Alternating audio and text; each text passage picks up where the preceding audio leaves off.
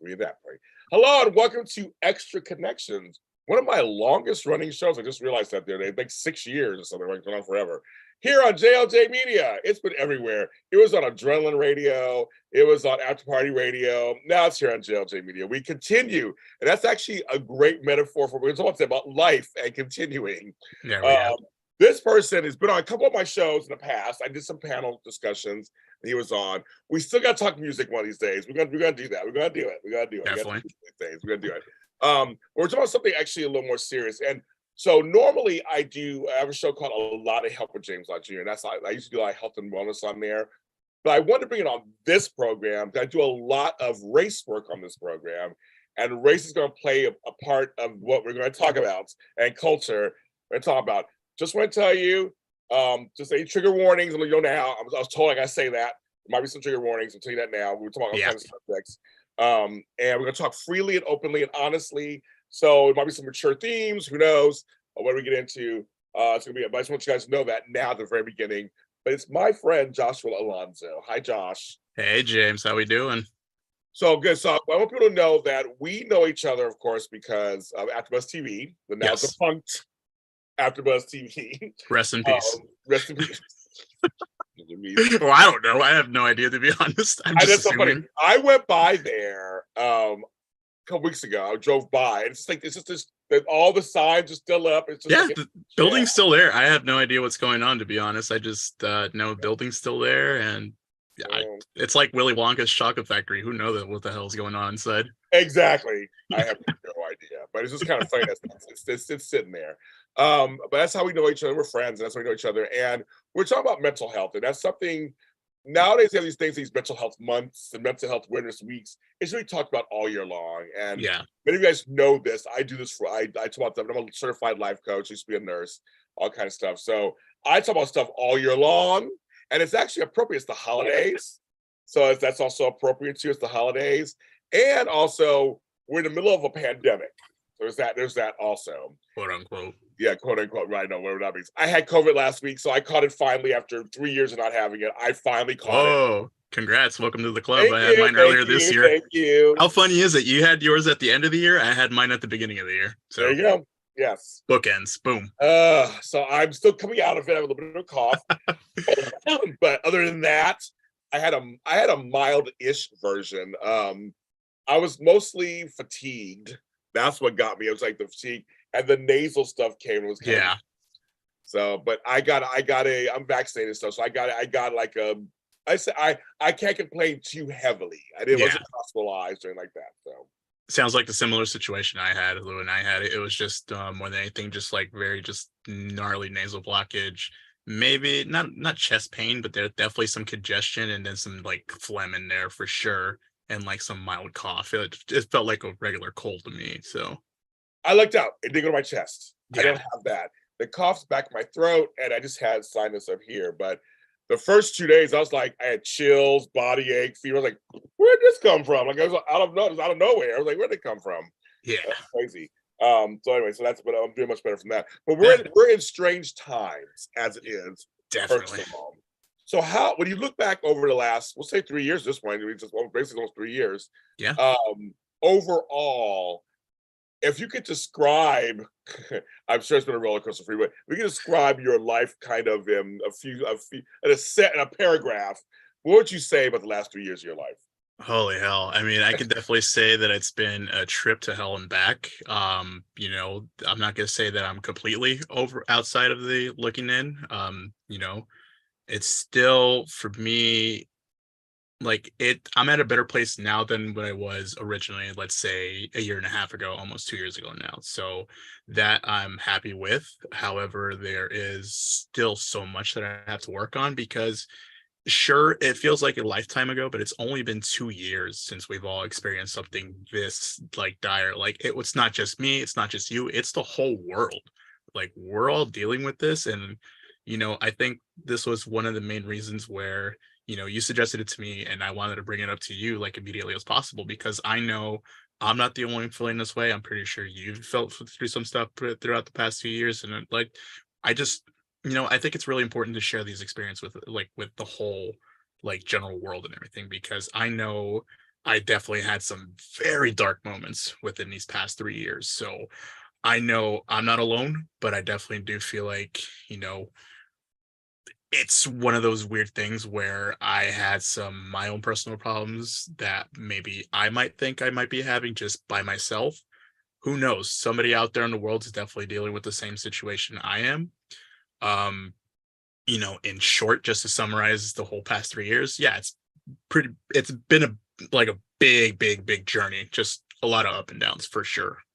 So okay, let's go back to 2020, beginning of Yeah. 2020. And where were you? What was your life like we'll say February, Man. March of 2020? Where were you at? Okay. So I guess let's just start from when it happened. March 2020. Was working two jobs. I was working for Pasadena Unified and I was working producing at AfterBuzz. I was in a kind of a fresh relationship at that point, about roughly, let's say November, December, January, February, March. I was like 6 months into like a relationship that I was in that lasted throughout the pandemic, more or less. But back in the at 2020 beginning, were you guys in a good place? 6 months, were you in a good place? 6 months, it was definitely in a good place, more or less. I guess it was still a honeymoon phase in a sense. Uh, hindsight, maybe there were some red flags looking upon it, We'll and get there. we'll get there. I'm gonna guide you. I want to set the scene, like just where you Yeah, from, and we'll go through what's going on. But at that sure. time, two jobs, Two jobs, a 6 months into a girlfriend. relationship. A lot of just like murmurings about this COVID-19 thing Yeah, and not knowing what's going to happen. Initially, that week where everything started shutting down, from my school job, it was initially only going to be a month shutdown. That was what right. was going to happen. So I figured, okay, cool. A month off. Great. Awesome. Yeah, like why not? So, okay, good. Okay. Exactly. A month away from kids. Yeah, sign me up for that. And then everything at AfterBuzz, from what I remember, it was still kind of up in the air of what was going to happen. Obviously, there was especially some concern because the studio itself is very, very tiny. Like, you have four confined spaces, not to mention the booth and not to mention the white room as well. And the only Yes. place that's like literally open outside was the backyard area. And even in itself, it's not the biggest, and you still have like a whole lot of people like cramped in Yeah. together if there is like a massive event and stuff. Yeah. Um, as far as my headspace at that time, Yes. looking back, I definitely was not in a peace of mind, but then I was doing so much that I wasn't really thinking about anything like that I've had in the back of my head for like the past X amount of years and stuff. So, working two jobs, having a relationship, trying to mediate in that, all that in between, going to martial arts still. So everything I had planned out was just like taking up my time and space and my whole life. So I really wasn't thinking much about it. And so it all, I wouldn't say came to a crash, but it all definitely started kind of hitting me really in the face when that month away from the job from Pasadena Unified turned into months. And then not only that, being furloughed from AfterBuzz as well. Yeah. And so there goes two jobs, boom, out of the way. Now, having to isolate away from, because I live with my family still. I was Like, gonna say, let's get there too. Like, what's your situation? yeah, So he's in LA. That LA mhm, was serious. We had to shut down everything. So you're in yeah, LA. You live. everything was shut down. So if you were living with a partner, if you're living with somebody, you pretty much had to stay with them. Yep. So I still like live. I mean, I still do from this point on, because let's face it, rent in LA is just hella Yes, expensive. it's crazy. So I'm trying the best just to try to save up here. But I'm still with my family. And at that point, I was with my family still. My girlfriend at the time, she was living. Shit, I don't even remember where she was living. I think she was living inside Long Beach? Long Beach. Oh, okay. Well, I met her when she was living in Cypress, California, Yeah, Cypress. moved to Long Beach. I remember helping her move there. So yeah, she was living in Long Beach at the time, because I do remember dropping off some groceries to her while everything was going on and everything. Yeah, So so you're she with your had to family. So you're with your family. and she had to go pretty much just isolate by herself, and she had some roommates as well, but she had just barely moved in, so she wasn't really connected as much to them. So at that point, it was, I guess, one of the things that kind of started driving a wedge between us because one, my mother is in her 60s. So, of course, like not knowing much as we knew then, anyone that is over a certain amount of age Yeah. always have to be careful. Yes. My older sister, cancer survivor. So Oh, okay. that plays a big factor into that too. So it wasn't easy for me to just go out and go see somebody that I was dating at that point. And so that was kind of driving a wedge in between us as well. Now, at that point, only working one job for like part-time and then my other part-time job gone, I had a lot of time to think. And unfortunately, a lot of past traumas that I've had in my life started coming up in my head. And I Okay, started thinking about everything. okay, let's stop there for a second. So Yeah. that's very interesting because it's happened to a lot of people. A lot Mhm. of people suddenly you're stuck at home Yeah. and everything is you bring up a really good point. When you're busy, just busy doing shit, you're just busy, you're not sitting around thinking about all these things. Mhm. When things start getting eliminated, and that was an extreme That's elimination. It was extreme elimination. yeah. Extreme.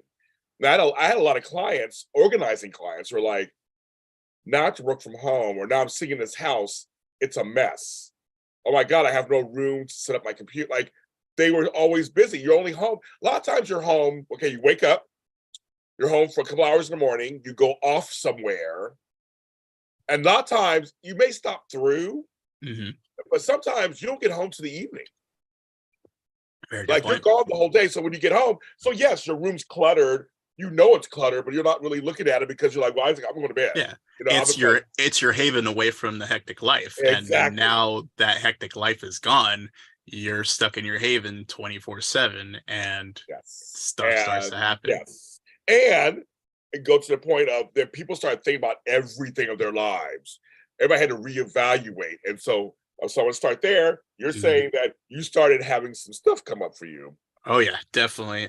You know what? Just Sparks Notes version of my life in a nutshell. My parents divorced when I was about 11. My dad was heavily involved in substance abuse, mainly alcohol. Witnessed a lot of domestic violence in my lifetime.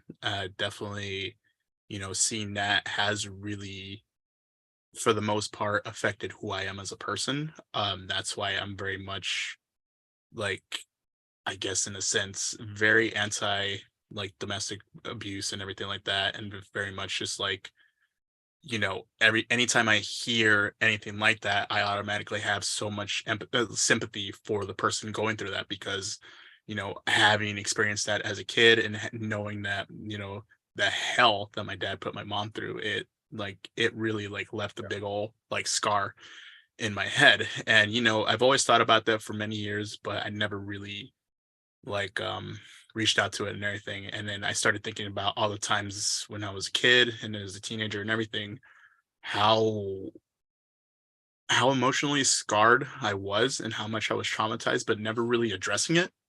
And so just kind of subconsciously that just building up inside of me and everything. And of course, everything that I've dealt with self-esteem issues, confidence issues, and everything like that. Because I've for majority of my life, I was the fat kid, I was the chunky kid, I was the one no girl wanted, essentially.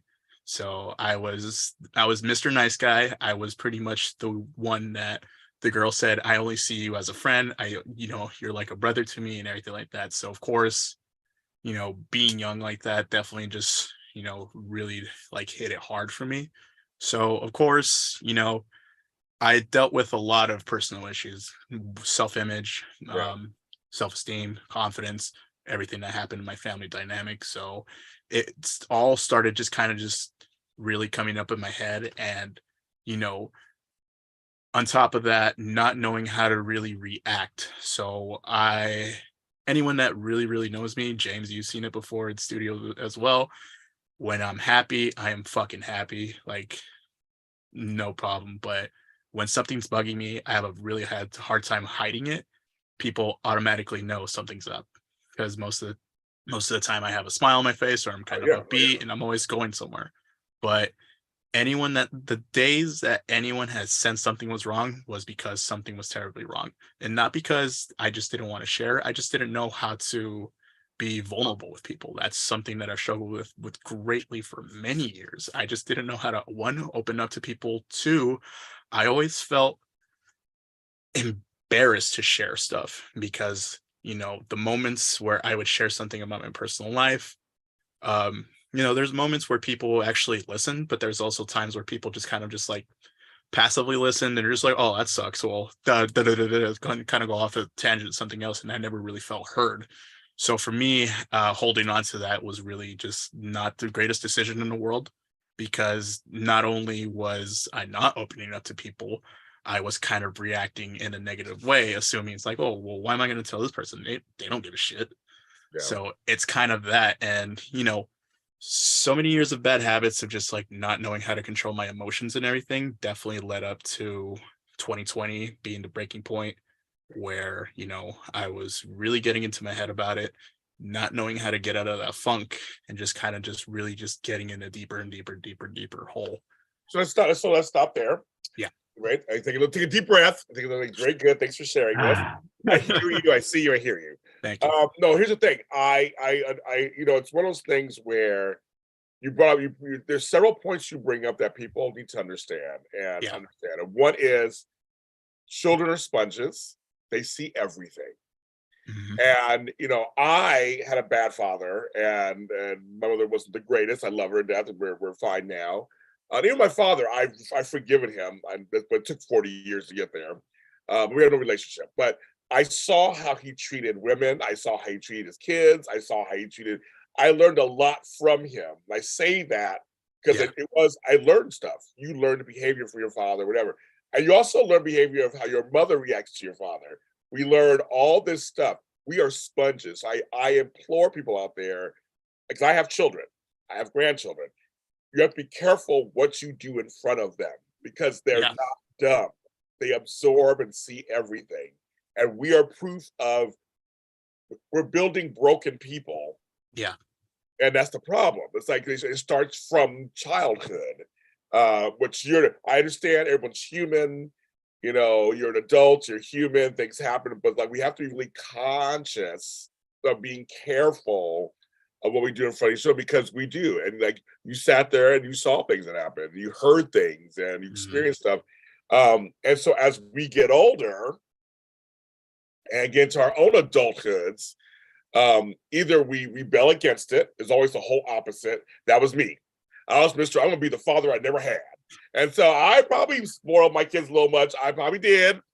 Sorry, millennials. I raised 2 millennials that spoiled.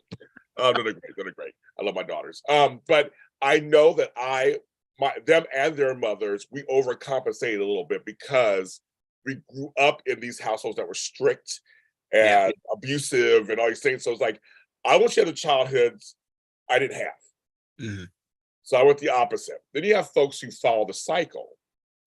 And so and we'll probably talk about a little bit next. That's probably kind of where you fall in there a little bit, where you're not like your dad, but then you're also got things going on. We'll talk about that in there. But it's like, I want people to know that that's kind of what happens. Either you fall into the cycle and repeat it, or you go to full opposite, or you're somewhere in between where you're like, I'm aware of this, I don't like it. I might need some therapy or some drugs, something to get on, and that's why I say people who get on drugs and alcohol problems, a lot of times they're fighting their demons. They're just trying to not feel what it is they saw and went through. So you're this grown man, because you're in your early 30s. I just turned 30 this year. Yeah. Okay, you're a baby. He's a baby. So late 20s, early 30s. So you're 30, and you're living at home with a family. You have a girlfriend. So I'm presuming she's not your first girlfriend, right? Or was she? She was. Oh, she's your first. Oh, how cute. She was first official. I just like I said, like throughout the years I've tried dating and everything, but it always ended up just like being, I can't commit to you because I don't feel that way about you and everything like that. And so yeah.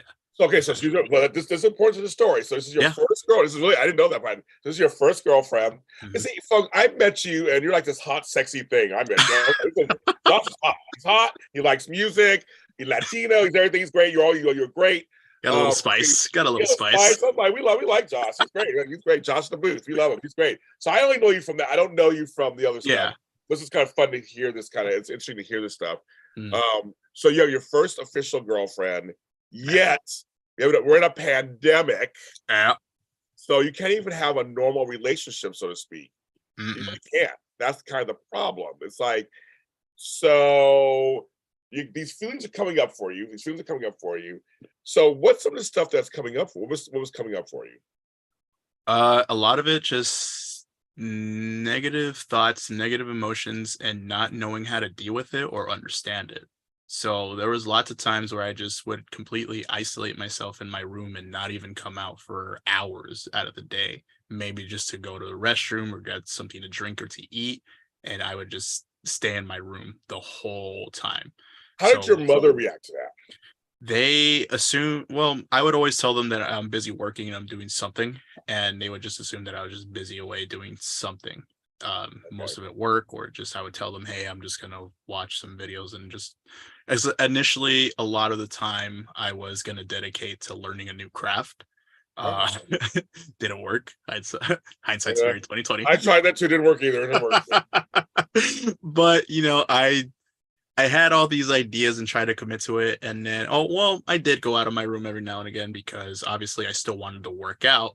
So the whole plan of 2020 at least was to build an outdoor gym. I remember I've mentioned it in I think your show, your show and Flobo show as well.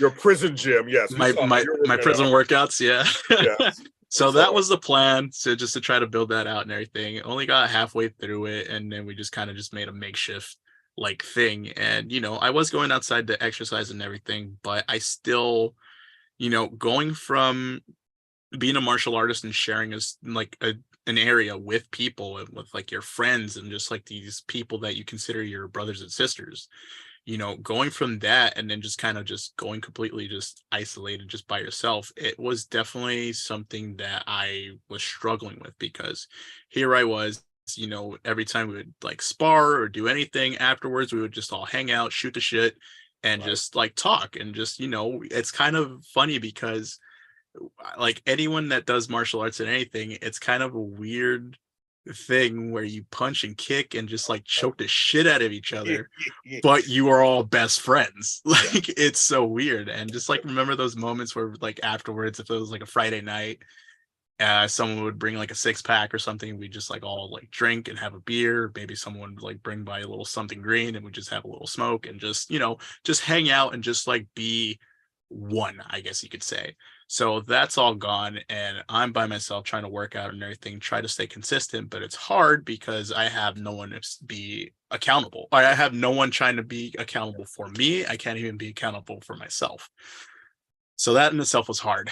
And so let me ask you a question on that. Sure. So even having a girlfriend, that wasn't motivation enough either? At that point, not really, because I was only working out for myself. So that was the main thing I was trying to do myself. Because at that point, at the beginning, so when I had met my girlfriend, I was 235.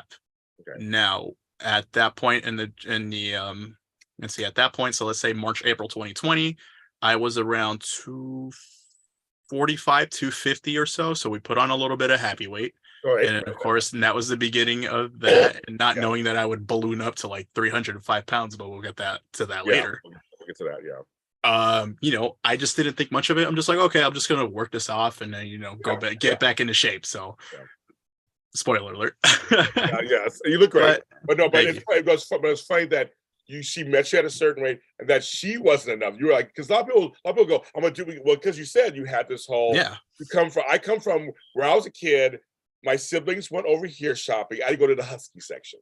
Come on, Jamie, let's go over here. So I was the fact that I was always separated. It's like my skinny brother and sister go over here and get those clothes. We had to go to the special section. Jamie, let's see if we have anything over here. I'm like, it's like that's so. But so later when I started getting dressed, I was dressing for other people sometimes. Yeah. And then I started dressing for myself. So it's funny you just said for you, the workouts were for you. Not really necessarily for her. Yeah. Because it's funny because we both met each other and we were more or less active. She was really into Pilates and she was really into that type of realm of fitness. I was in the martial arts, weightlifting, and everything. So when we met, we kind of had stopped doing what we were passionate about. And she, gained a massive amounts of weight too. So it's kind of just like we weren't kind of keep each other accountable for each other and more or less just like blaming each other for what had happened. So Okay. that's where the seed started planting in and then, kind of went from there. Yes. So, Yes. Okay. So the working out wasn't working out, mhm. but I wasn't really working out.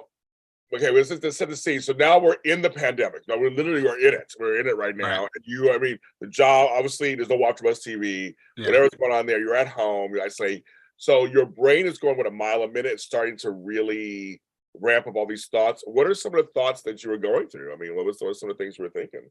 A lot of it was pretty much just like just being hard on myself and just like, why the fuck did I ever do that? Or how come I didn't how come I didn't follow this passion a lot more or this idea a lot more? Or why did I feel like I'm not taking enough risks in my life and everything? So it's just a lot of self-doubt and just a lot of just like woulda, shoulda, coulda's in a sense. And so at that point, I was just kind of just beating myself up more than helping myself out. And so it just kind of just really just put me in a negative aspect. Like it really put me in a very grouchy mood. I was very much just like, I'll be honest, I was a big asshole during the pandemic for the most part, Yeah, towards a little bit, like not a little bit, like towards my family, towards my girlfriend and everything. She would always be like, I need to make more of an effort to go see her, but I'm just like, I can't because I have two people at home that are very susceptible, so I can't just go out willy-nilly like that. no, And so there was some resentment growing from her end. And looking at it back hindsight, there was a lot of resentment, but I just wasn't seeing it because I had the right. rose colored lenses on. So I'm just like, all right, I'm in a relationship, but still at the same time, just like she wasn't really understanding it, or maybe I wasn't giving it enough effort. I don't know. That's just kind of just what happened as it was. But then kind of fast forwarding to like the midpoint to Yeah, it's August, September of 2020, I was getting out a little bit more, always with a mask, making sure I was like sanitized and clean. When I got home, take off all the dirty clothes, shower immediately, and change into something else. Because at that point, schools more or less opened up to a right. hybrid method. Yeah, So you had some kids in the classroom that were wanting to, and then whoever wanted to stay home stayed home. And so at that point, I was running a extended program portion. So kids that were during the day that were in the school session could stay after school. And that was my duty right there. So I was getting out a lot more. And because of that, I was able to see my girlfriend at the time a lot more as well. So that was starting to become a little bit better, but still there was just, we just weren't seeing eye to eye on a lot of things. And so we would try talking about it, but those talks came into arguments because I wasn't communicating something clear enough, and she probably wasn't clearly communicating something to me. So there's just a lot of just miscommunication on both of our parts and just a lot of misunderstandings. And not only that, learning and the 2.5 years that we had a relationship together, she had a lot of emotional baggage too. Her father was in a different country, living in a different country for like the past 3 years at that point. Her mother has been bedridden for like over 25 years. okay. Her sisters are kind of in different areas of the state. And, a lot of what she told me as a child, her mom not being able to do a lot of the regular mom stuff.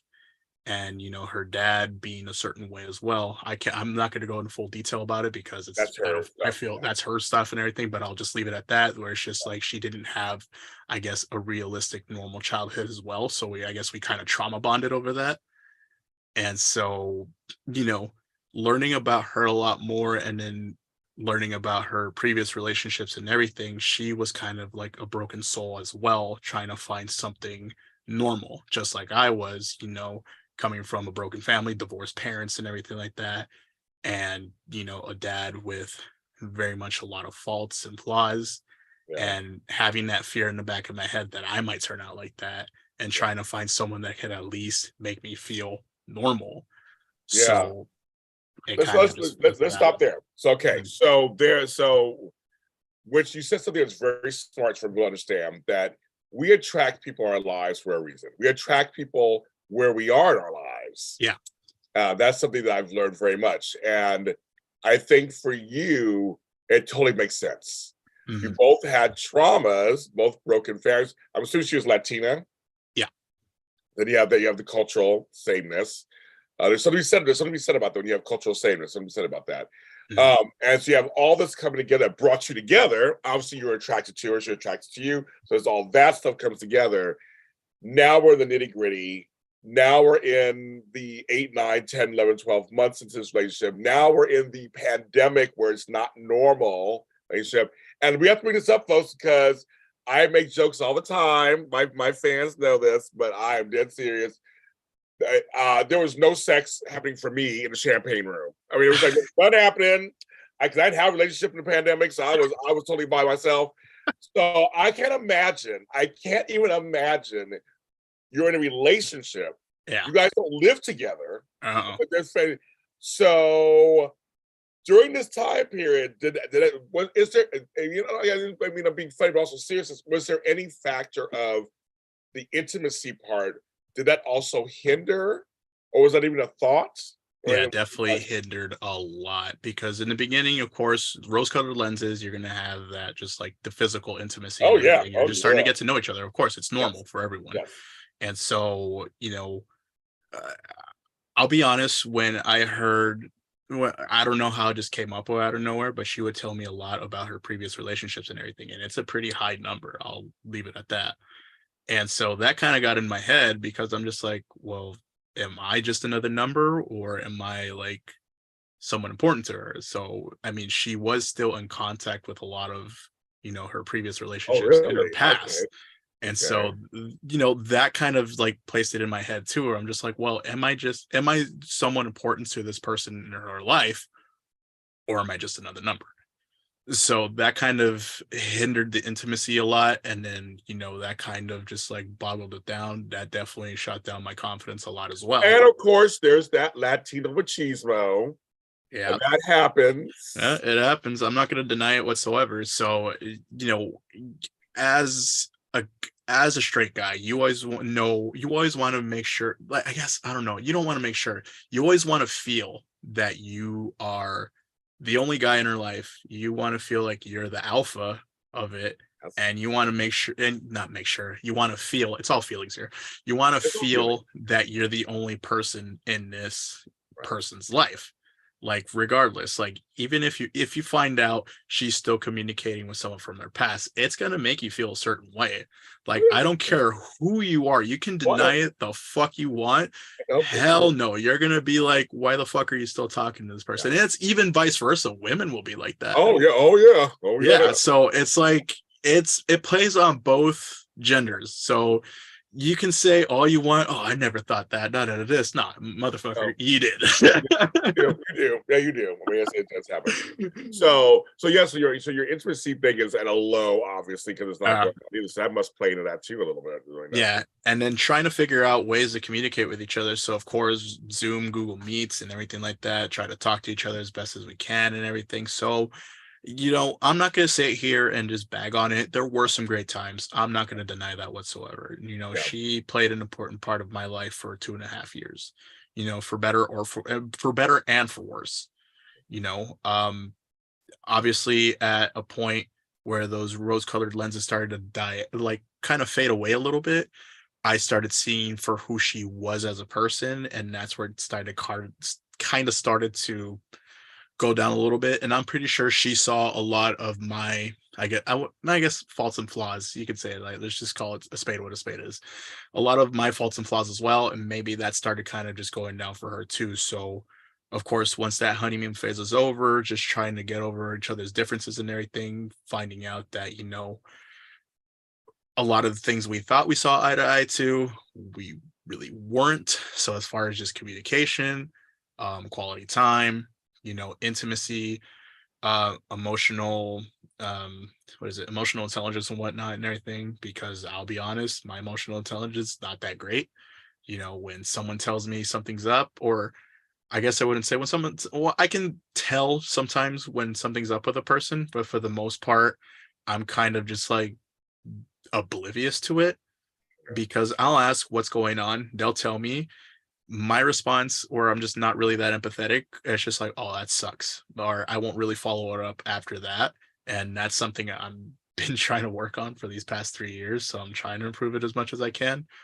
But it's for me, it's kind of hard to feel empathetic when a lot of people, most of the times in my life, when I tried to open up, weren't really empathetic for me. So I guess that's kind of just like, in a sense, I wouldn't want to call it an eye for an eye, but essentially subconsciously that's what was happening. So I was just like, well, a lot of people, or I felt a lot of people haven't really, given me much of a thought.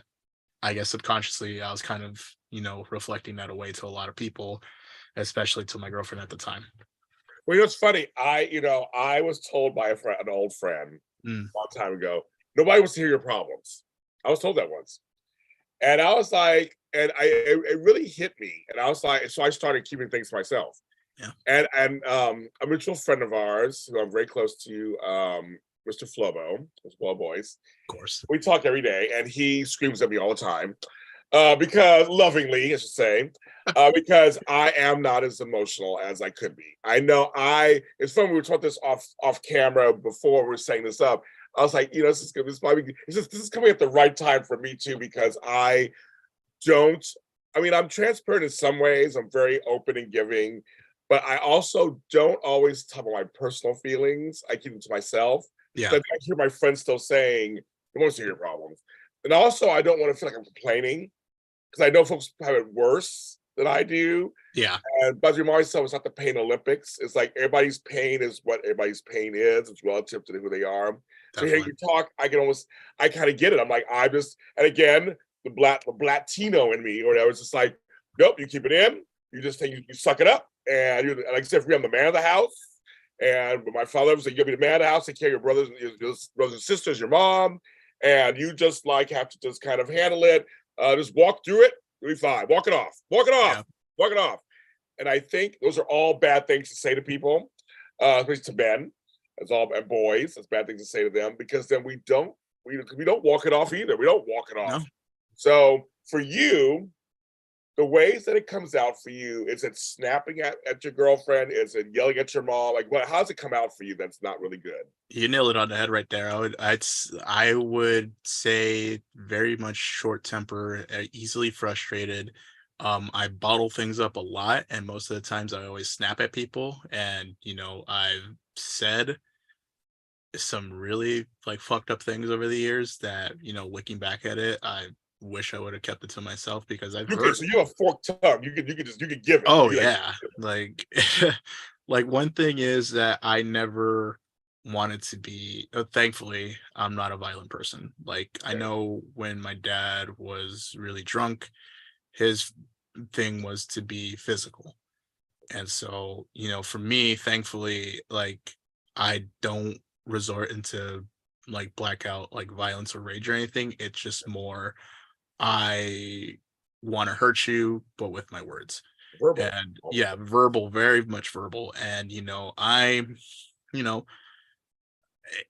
it really pains me to do that because it's not only from the pandemic too, but throughout these last couple months, and we'll get into that eventually further down the line too. Just introspectively, just looking a lot and just like realizing that anytime someone has wronged me or anytime I felt I was wronged, instead of being the bigger person and just simply just walking away, I would always want my revenge, quote unquote. Yes. And so I would always want to make sure whoever hurt me feels the hurt that I feel. And that's not a good thing whatsoever. And, you know, um, during the pandemic, especially, you know, I used to be that way. I used to be that yeah. way. I'm a true Taurus. You go by. We have folks in the chat who talk about signs. If you would go by the signs, I'm a true Taurus. I get the hooves go in, and I'm just like, folks. I got a forked tongue, Yeah. horns. And when I was younger, it was like I'm gonna poke those horns in you, and that's it. Yeah.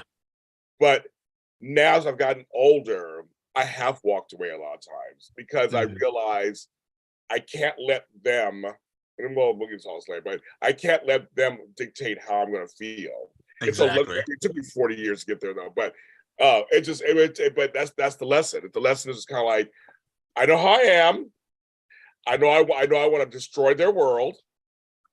But literally it's not going to do anything. It's not really going to work. It's not really going to do it. Like, that's not really the answer. That's not the answer. So anyway, so that's why so I can say I relate to that. I understand Yeah. that part. So you're feeling at this point, you're like, when you get angry, you want to get them, you'll get back at you, make you Yeah. feel pain. And It's, I wouldn't say I'm really good at my words, but I'm really great at just tearing someone down with my words. And that's, something not to be proud of. And that's something that, at least I am aware of it. I just really need to address it. And, I never addressing it whatsoever. And then always, of course, feeling remorseful and just wanting to apologize. And it's not an easy apology to take that back, because, in the moment, in the heat of the moments, you say some really fucked up shit. And, I remember saying a lot of things to my mom, my sisters, um, my first girlfriend and everything, and just everyday people, and just, thinking that would make me feel better, but it really doesn't make you feel better. It makes you feel worse. It makes you feel absolute garbage.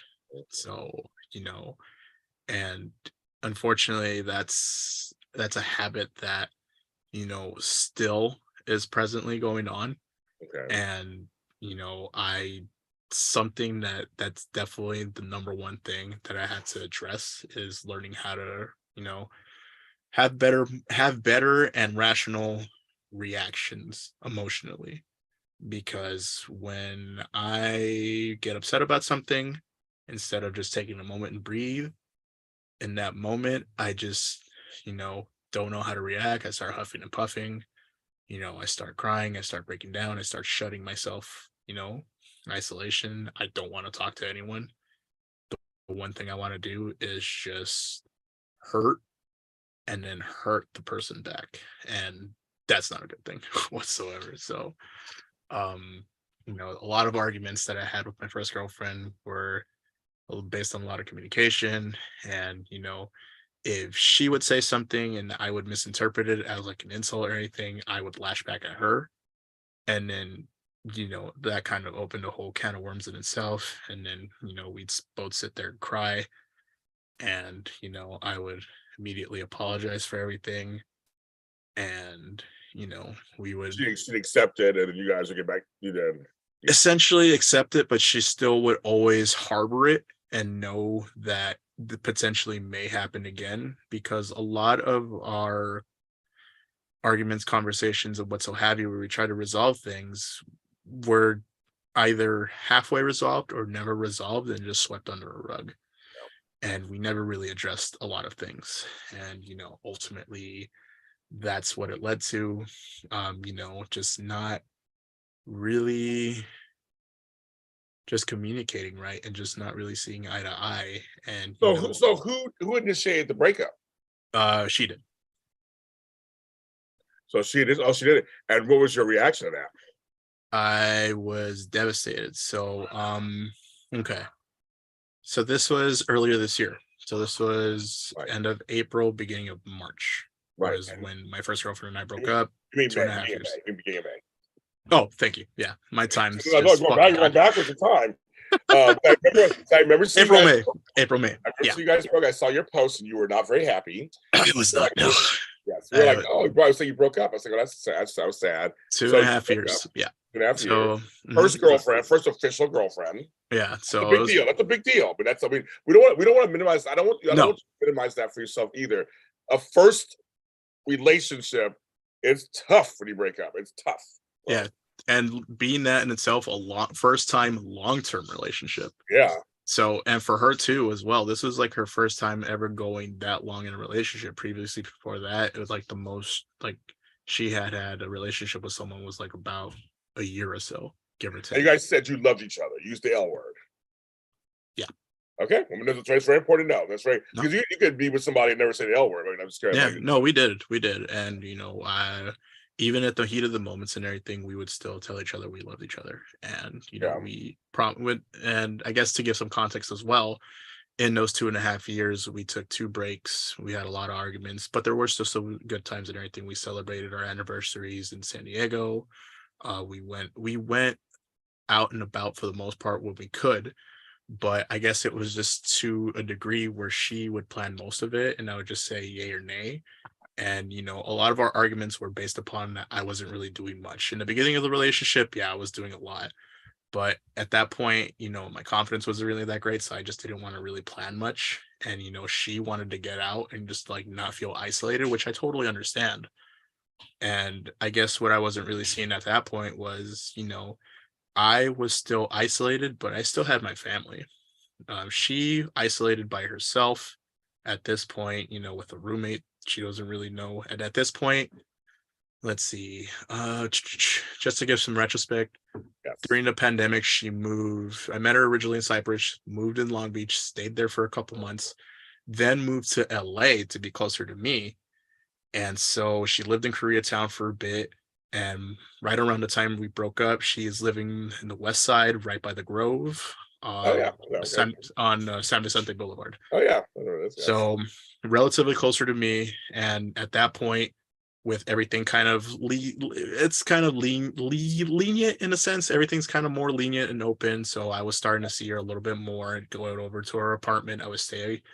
There's some nights where I would stay. I would stay some weekends and everything. So we were trying our best to just kind of just like reopen up and everything.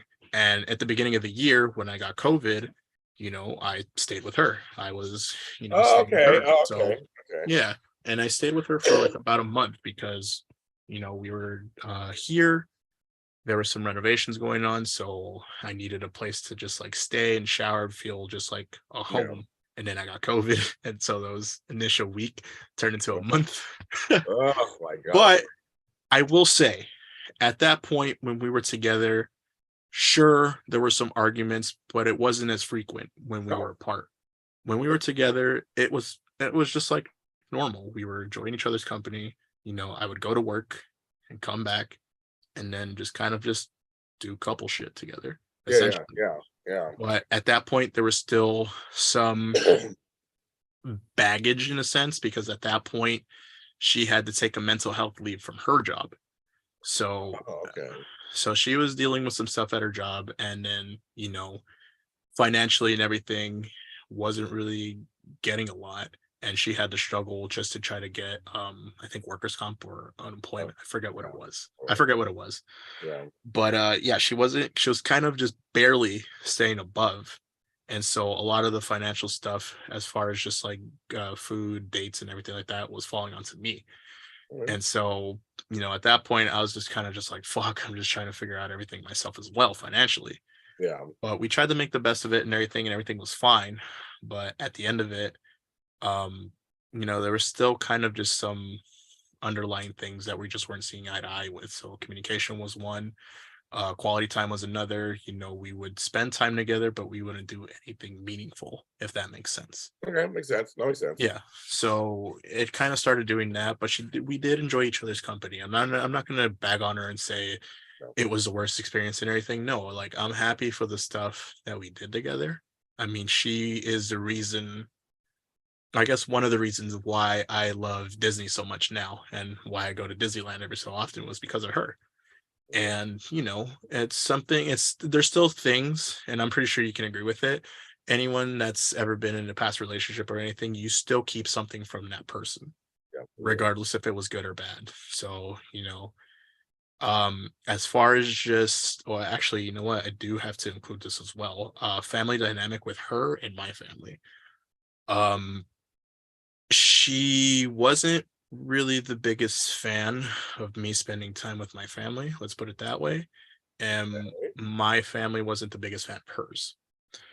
Obviously they saw something in her character that I wasn't seeing until after the relationship had ended, oh where I wow, started really introspectively looking back.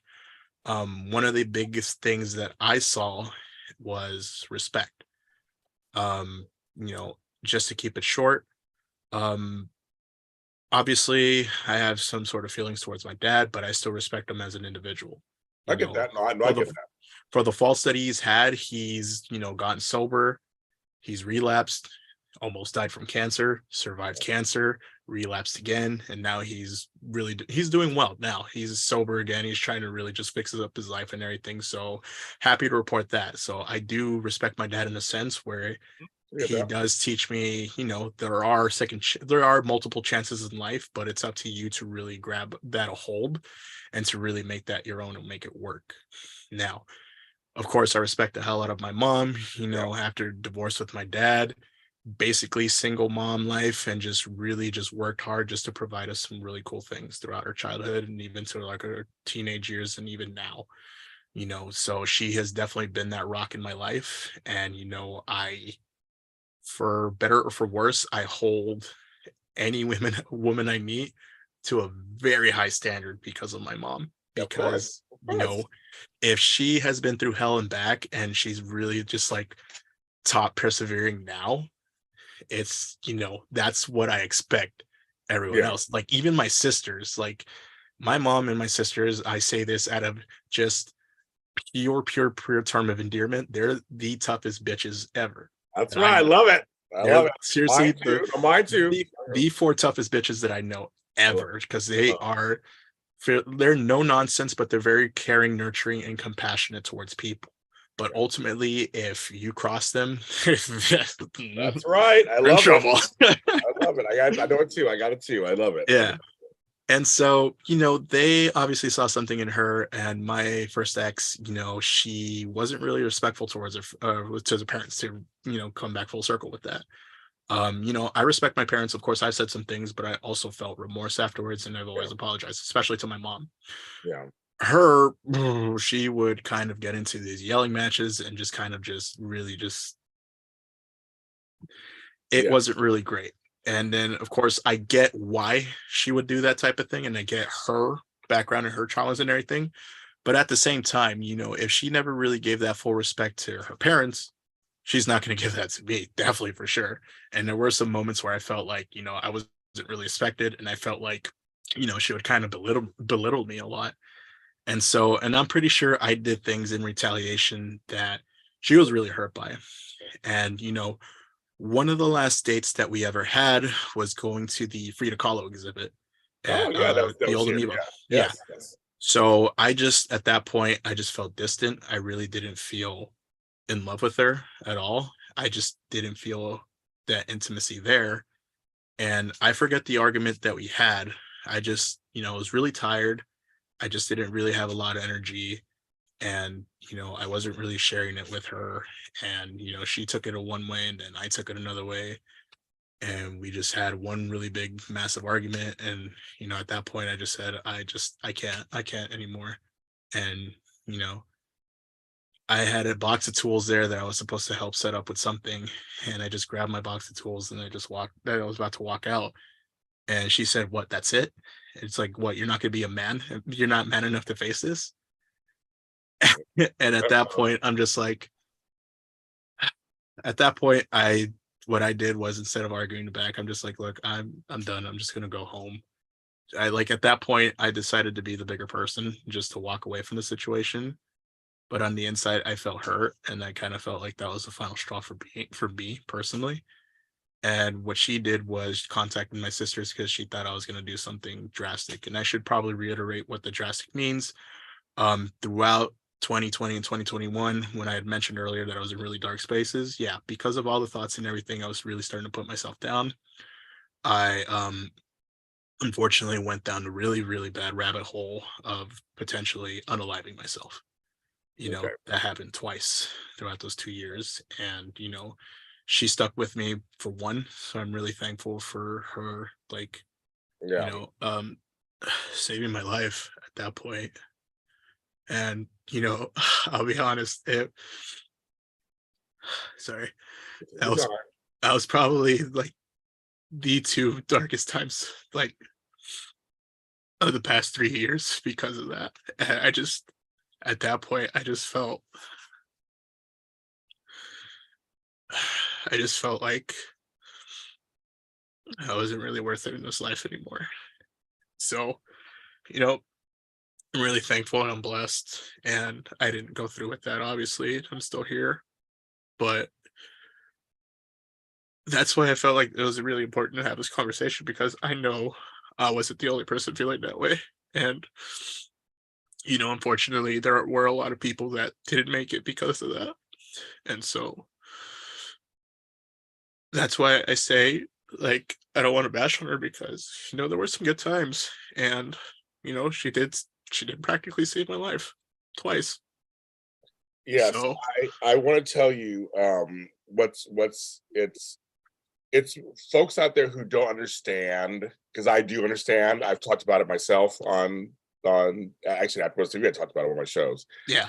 I wanted to unalive myself too. So twice, two different times in my life.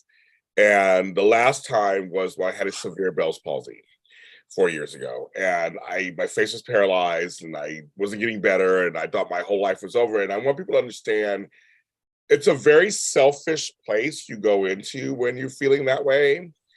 But it's an elite club that you don't be a part of. So it's Yeah. like I know what you feel because I know that feels like where you just feel like there's no other way to feel better.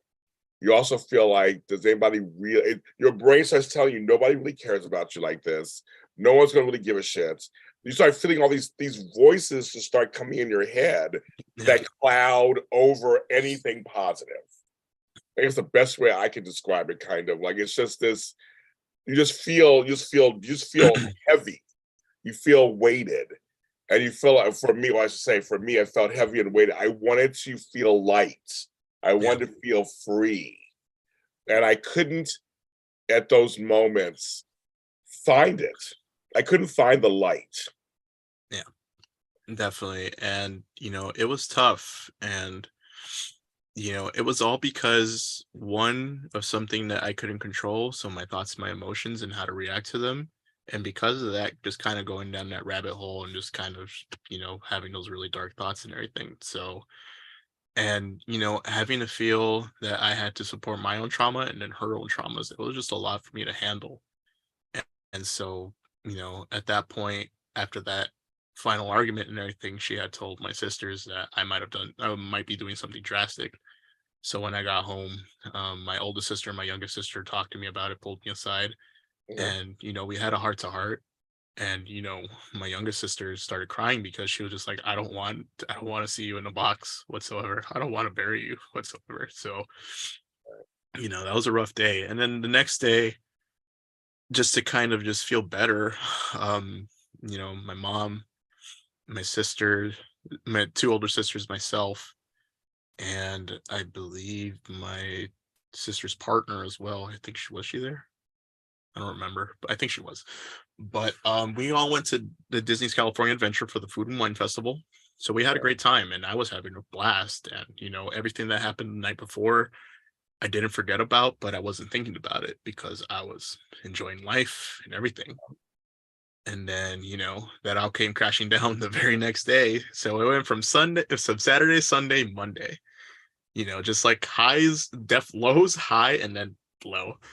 Um, I get a I get a text from my first ex saying, "Hey, we need to talk." And I kind of had a, little bit of a funny feeling in my stomach. So we get on the phone and we talk, and then she's just like, "Listen, you're feeling certain ways, I'm feeling certain ways. We're just not in a good headspace, either of us. Like, we're just not healthy for each other right now. So I think we need to end this." And, at that point, I was just like, you know what? I agree. Like, it's not working out. And, after that, we hung up. I wouldn't say relieved, but I was just kind of just like, okay, it's over. But then I started thinking about I'm alone, Yeah, this and that and there's that. everything. And Yes. so there's all Will I those, find anybody else? yeah, all those rush of emotions. Like, Oh yeah. even like ultimately looking at that relationship and like back at it in hindsight and introspectively were some good moments, but we just weren't right for each other. And it was kind of just a mutual toxicity. So, What I mean by mutual toxicity is I was probably doing stuff to her that was really hurting her. She was doing stuff to me that was really hurting me, and we weren't really beneficial for each other. Yeah. Maybe for some times, good times and everything, sure, but we weren't helping each other grow, essentially. Yeah. And, you know, um, after that, just kind of a month. So this is where the initial fitness journey, let's just say. Okay, So so okay, first, okay, let's just yeah, stop there. We'll give yeah, this timeline. This is good. So it's a good timeline. Okay, so earlier this year, so we'll say halfway ago this year, yeah. you guys are broken up. I remember seeing that online. You're broken Mhm. up. I think I said sorry or whatever, but I saw you were broken up. Yeah. Okay, so where were you weight wise? Let's get an idea of where are Okay. you weight wise? So February, I had gone to Disneyland for the first time with my family, including my dad, which was crazy. Oh, okay. And guess what? Drama free, super fun. Okay. That happens. We Okay. felt we felt like a normal family, Okay. essentially. Okay. And so, it was a really good time. And then just like, because the cool thing about Disneyland and my dad was part of the fabricating team for Toontown. And so a Oh, lot of the light fixtures and everything in Toontown that you see, especially the curvy lamppost that goes like that, he okay. personally made that. Oh, okay. And Wow. yeah, and so when he got there, he saw it. He started tearing up because he's just like, you know what? Besides being there for the birth of you guys, this is something that I'm really proud of in creating. He And birthed that so too. There he you go. birthed Yeah. it too. And he even showed us a little specific spot on the post that I'd never seen before. And obviously it's closed now, but once it reopens back up, I'm gonna go back to that spot, revisit it. There's a specific spot on the lamp that is covered over with paint and trying to blotched over. What my dad did was he tried to put his initials onto Oh, the lamp so really? it could stay there forever. But I guess the folks at Disney were kind of like not happy with that, so they had to brush it all over. But That's funny. it's Wow. pretty cool to do that. But at that point, that was the end of February. I was 305 to 307 pounds. So I was very up there. The last time I was like that was when I was 19. So 19, I was about roughly almost 300 pounds. Here's what's funny. I want to give you some little outside perspective. Yeah. So I knew you were bigger because I'm around Mhm. that weight right now myself, but I'm like 6 feet tall. You're like, well, how tall are you? You're like around, About safe. Yeah, 6 foot. yeah. So I want people to know you actually carry the weight well, which is kind of scary. Hmm. I know how that is because we're taller. Like if you were shorter, or the way maybe it's the way you're built, Yeah. you don't look crazy, so to speak. Like you don't look like it's just. I mean, you look.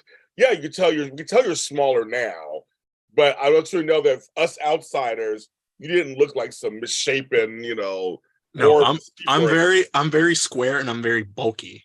Yeah, Okay. And so I guess that kind of falls into the whole life journey too. So of yeah, course, dealing with self-confidence, dealing with everything, wasn't really active as a kid or anything. right. Ballooned up to almost 300 pounds when I was 19. At Yeah, that point, that was kind of just like one of those things. Okay, I have to deal with this. So I started dealing with that. And then that's where I found martial arts, and that became a huge part of my life. So I went from that weight to the lightest I've ever been was like 215. oh And wow. I tore my ACL on my left knee, ballooned up to like 230, 240, was kind of balancing in between that. So when I started AfterBuzz, I was around 230-ish, 240-ish. But then I ballooned up at the end of 2018. And so at 2019, I was about 275-ish or so. Yeah. And then here's the funny thing about 2019, the beginning of that. My main goal was to date and to find somebody. And so I dropped down, and then at that point, that's where I started, Oh talking yeah, to everyone. You remember that time? I was really fit at that time, so I dropped like well, about like 40 pounds or so. yeah. So that was when I was 235. I went on a few dates, and that's where I met my first girlfriend because of that. And so, kind of going back to that.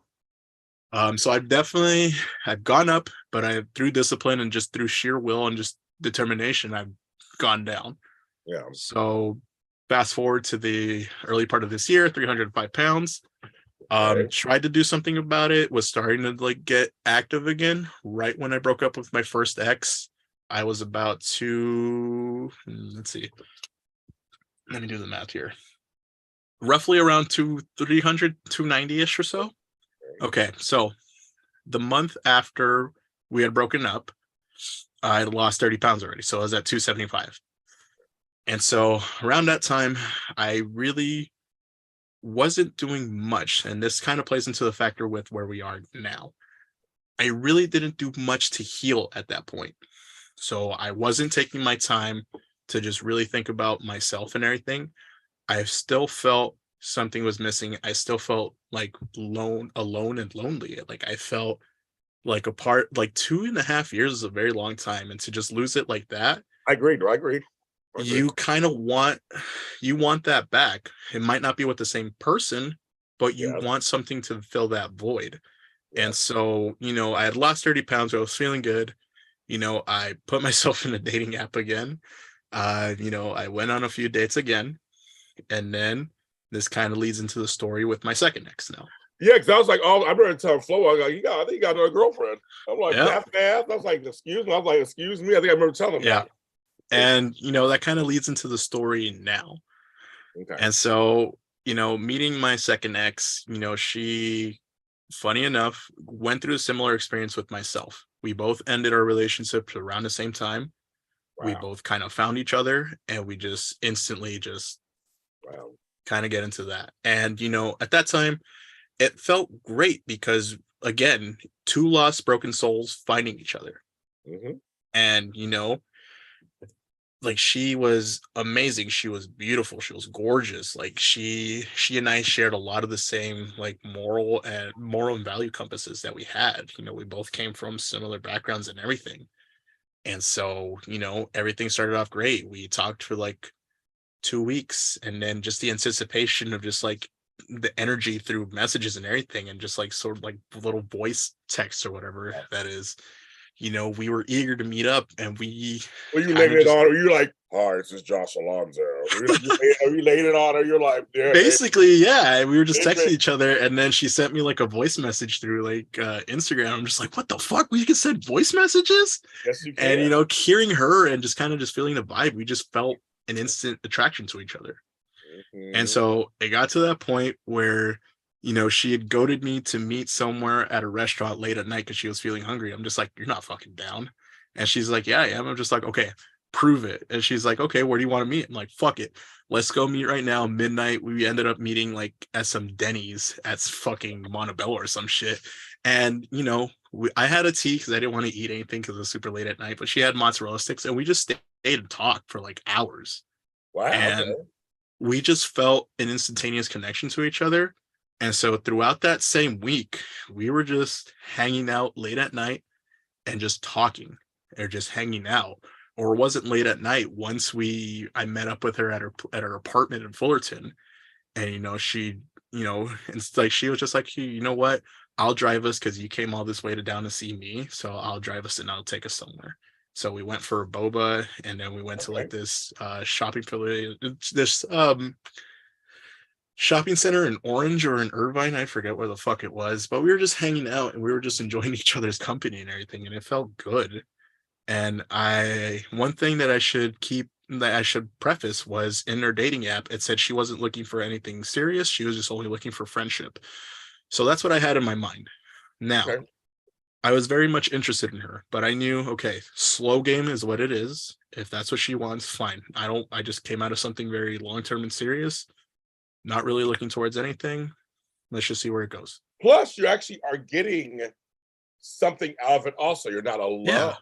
No, You're not alone. It's exactly. very important. You're not alone. So now you have an interest. There's someone, Yeah. whether it's girlfriend, it matters. Like you have an interest. That's Mm-hmm. exciting. That's exciting enough to you. That works. Yeah. And so the thing was, throughout that whole time, I wasn't seeing it until we made it official.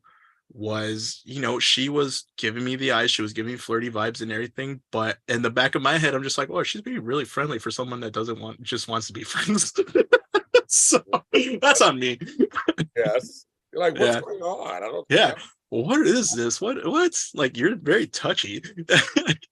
And so, I was kind of being a total dumbass about it, but she Yeah. invited me over to her apartment. We played Jenga and everything, and we were playing this truth or dare game. Oh, Like, truth or cards and dare. The well, fan it's favorite. a fan favorite, right? And I didn't think at that point. I'm just like, oh, this could kind of lead somewhere. I'll just kind of be innocent and just like, okay, we're still meeting each other. Just play it slow. Don't rush into anything. That's what I had in the back of my head the whole time. And so I picked up a card and I said, okay, truth or dare. She's like, okay, truth. I'm just like, do you have a crush on anyone? I kid you not. Silence for 3 minutes. Three Just 3 minutes of complete silence. I'm just like, okay. And so afterwards, she just kind of got up and just started doing everything. I'm just like, you know what? Let's just skip that question. And then afterwards, after I had left, she called me and she's like, hey, like, I didn't want to make it feel weird. And, I do have a crush on you and everything. And, I kind of didn't want to answer that question because I had answered a previous question that says, where do you see yourself? Or what's like the happiest place? Or I forget what the question was. My answer was isolated at a beach with a shack with nothing but myself and my fishing rod because I love fishing. And I do like And that. yeah, but she took it as I want no one in my Yeah, life. no, that makes sense. That makes sense. Yeah, Oh, so that's why she felt put off by that. But then she was just like, she was feeling so like smitten by me. She's just like, hey, like I want you to know that I do have feelings for you and I do have a crush on you. And hearing that, I'm just like, oh well, I feel the same way towards you and everything. And let's see where this goes. Now, a couple days after that, she drove up to me, and we went to the gym to work out. And she was kind of giving me those vibes, but at the same time, I'm just like, no, be respectful, be respectful. We went out to go like to some late night diner in my neighborhood, and then we came back to my place. We were standing inside of our cars. We are just talking for a little bit, and that moment where you kind of just like are kind of face to face and everything. You kind of go for the kiss. My dumbass was just like, so what's going on here? Like, I said that out loud. And she just ran up the hill. She's like, God, she just let out this scream. And I'm just like, oh, I think I ruined my chance. And so she doesn't know how to park on a hill. So of course I offered, I was like, oh, let me get your car. Let me turn it off for you so make it easier for you to leave. So I did. And right when I got out of the car and we were hugging each other goodbye. And I was just like, hey, can I ask you something? She's like, yeah. I was like, it's a little forward, but can I give you a kiss? And she liked that. And then we started kissing, and then eventually we just full on blowing, just like making out with each other. I parked her car so we could just stay. We were, I guess the attraction got the better of us, and her feelings and everything got the better of us, and we just started talking and everything. And I at that point I'm just like, so I was like, I guess, like, what do we do from here? And she's like, well, do you want to make things official and everything? Like, we don't have to, like, I guess she said, like, we can still take things slow, but I just really like you. And then, like, I don't want to make you feel pressured. Like, we can, like, make it official. And I was just, in my head, I'm just like, maybe we should take it slow. But I guess my feelings and everything got the best of me, where I just didn't want to feel alone anymore and just to kind of feel that void I was feeling. So we, at that point of just like almost 2 weeks talking and just really meeting each other that week and just kind of just jumping into something so new and so fresh was kind of exciting at one point. But in hindsight, maybe something that I should have, like, not just me, but both of us should have thought about a little bit more, and just maybe just like taking it a little bit more slower and just kind of like really get to know each other first before jumping into it. But yeah, we made it official that day. And then the very next morning, she calls me up and we're just like, so, because I had originally made plans for us to meet that Saturday, but since we already met all those days previously, we still made it the official date Saturday. So we went to the OC fair. We went to the OC fair, and of course, when I got to her place initially, some things led to another. Let's just say that. Well, a little intimacy happened. Okay. Mm-hmm. So a lot of things led to each other multiple times. Oh, okay. Well, you're young. So you can do that. You're young. Yeah, and then after we came back from the fair, more. Okay. And then I like immediately I just like started sleeping over her place like a lot. And we just, I don't know, we just really felt strong towards each other. We just developed these like feelings like really like strong off the bat and everything. And so fast forward to like about end of July, August. At that point, I was still harboring some like resentment and negative emotions towards the previous relationship, so I still carried a lot of that baggage onto. So I mean, so you're saying that you didn't just like get over the other stuff once you had a new girl. I mean, that happens where it just all Yeah, you didn't deal with the emotions the first time they yeah, reared their ugly head during the new one. exactly. Interesting. Yes, that Who does. would have who would have thought, Right. I mean, right? that's crazy. Okay. What? Oh Yes. my gosh, like how Yes. weird, right? Yeah. And so at that point, because of everything in the past, I was feeling some sort of way professionally too. So at that time, I was working at Pasadena Unified. I was heading over an after school program, but I wasn't really feeling great about the job because of everything that my previous ex had said about it and make me feel like I could do so much more. Which Okay. to a degree, yes and no. I love that job and everything, but because of everything that I was pretty much just like susceptible to and just kind of just let it kind of influence me, I started hating the job a lot. And so I just wasn't really passionate about it and everything. I still love the kids. I try to do the best that I can, but ultimately I felt like maybe this isn't the right route for me. And I started at that point thinking about going back to school. And so started researching schools and everything. And, impulsively, not the greatest decision. So I advise everyone not to do it. Don't quit your job without a backup plan. Especially during this time period of life where it's Exactly, especially with a newly found relationship. Still kind of financially recovering from a previous right, relationship. Let's right. make sure we have a backup plan. And Okay. so impulsively, and that's going back to like instinctually not knowing how to react to my emotions. I was feeling a certain way and everything. I was feeling burnt out. Instead of saying, hey, let's step away for maybe a couple weeks, a month, just to de-stress and go back and revisit it. Nope, I was already dead set and done. Yeah. And so not having a backup plan and everything, kind of having some savings, but not a lot. Right. And so my second ex was very much understanding. Like the one thing that she really stated and resonated with me is like, as long as you have a goal and you're driving towards something, don't worry about paying for anything. I can pay for us, not a problem. Okay.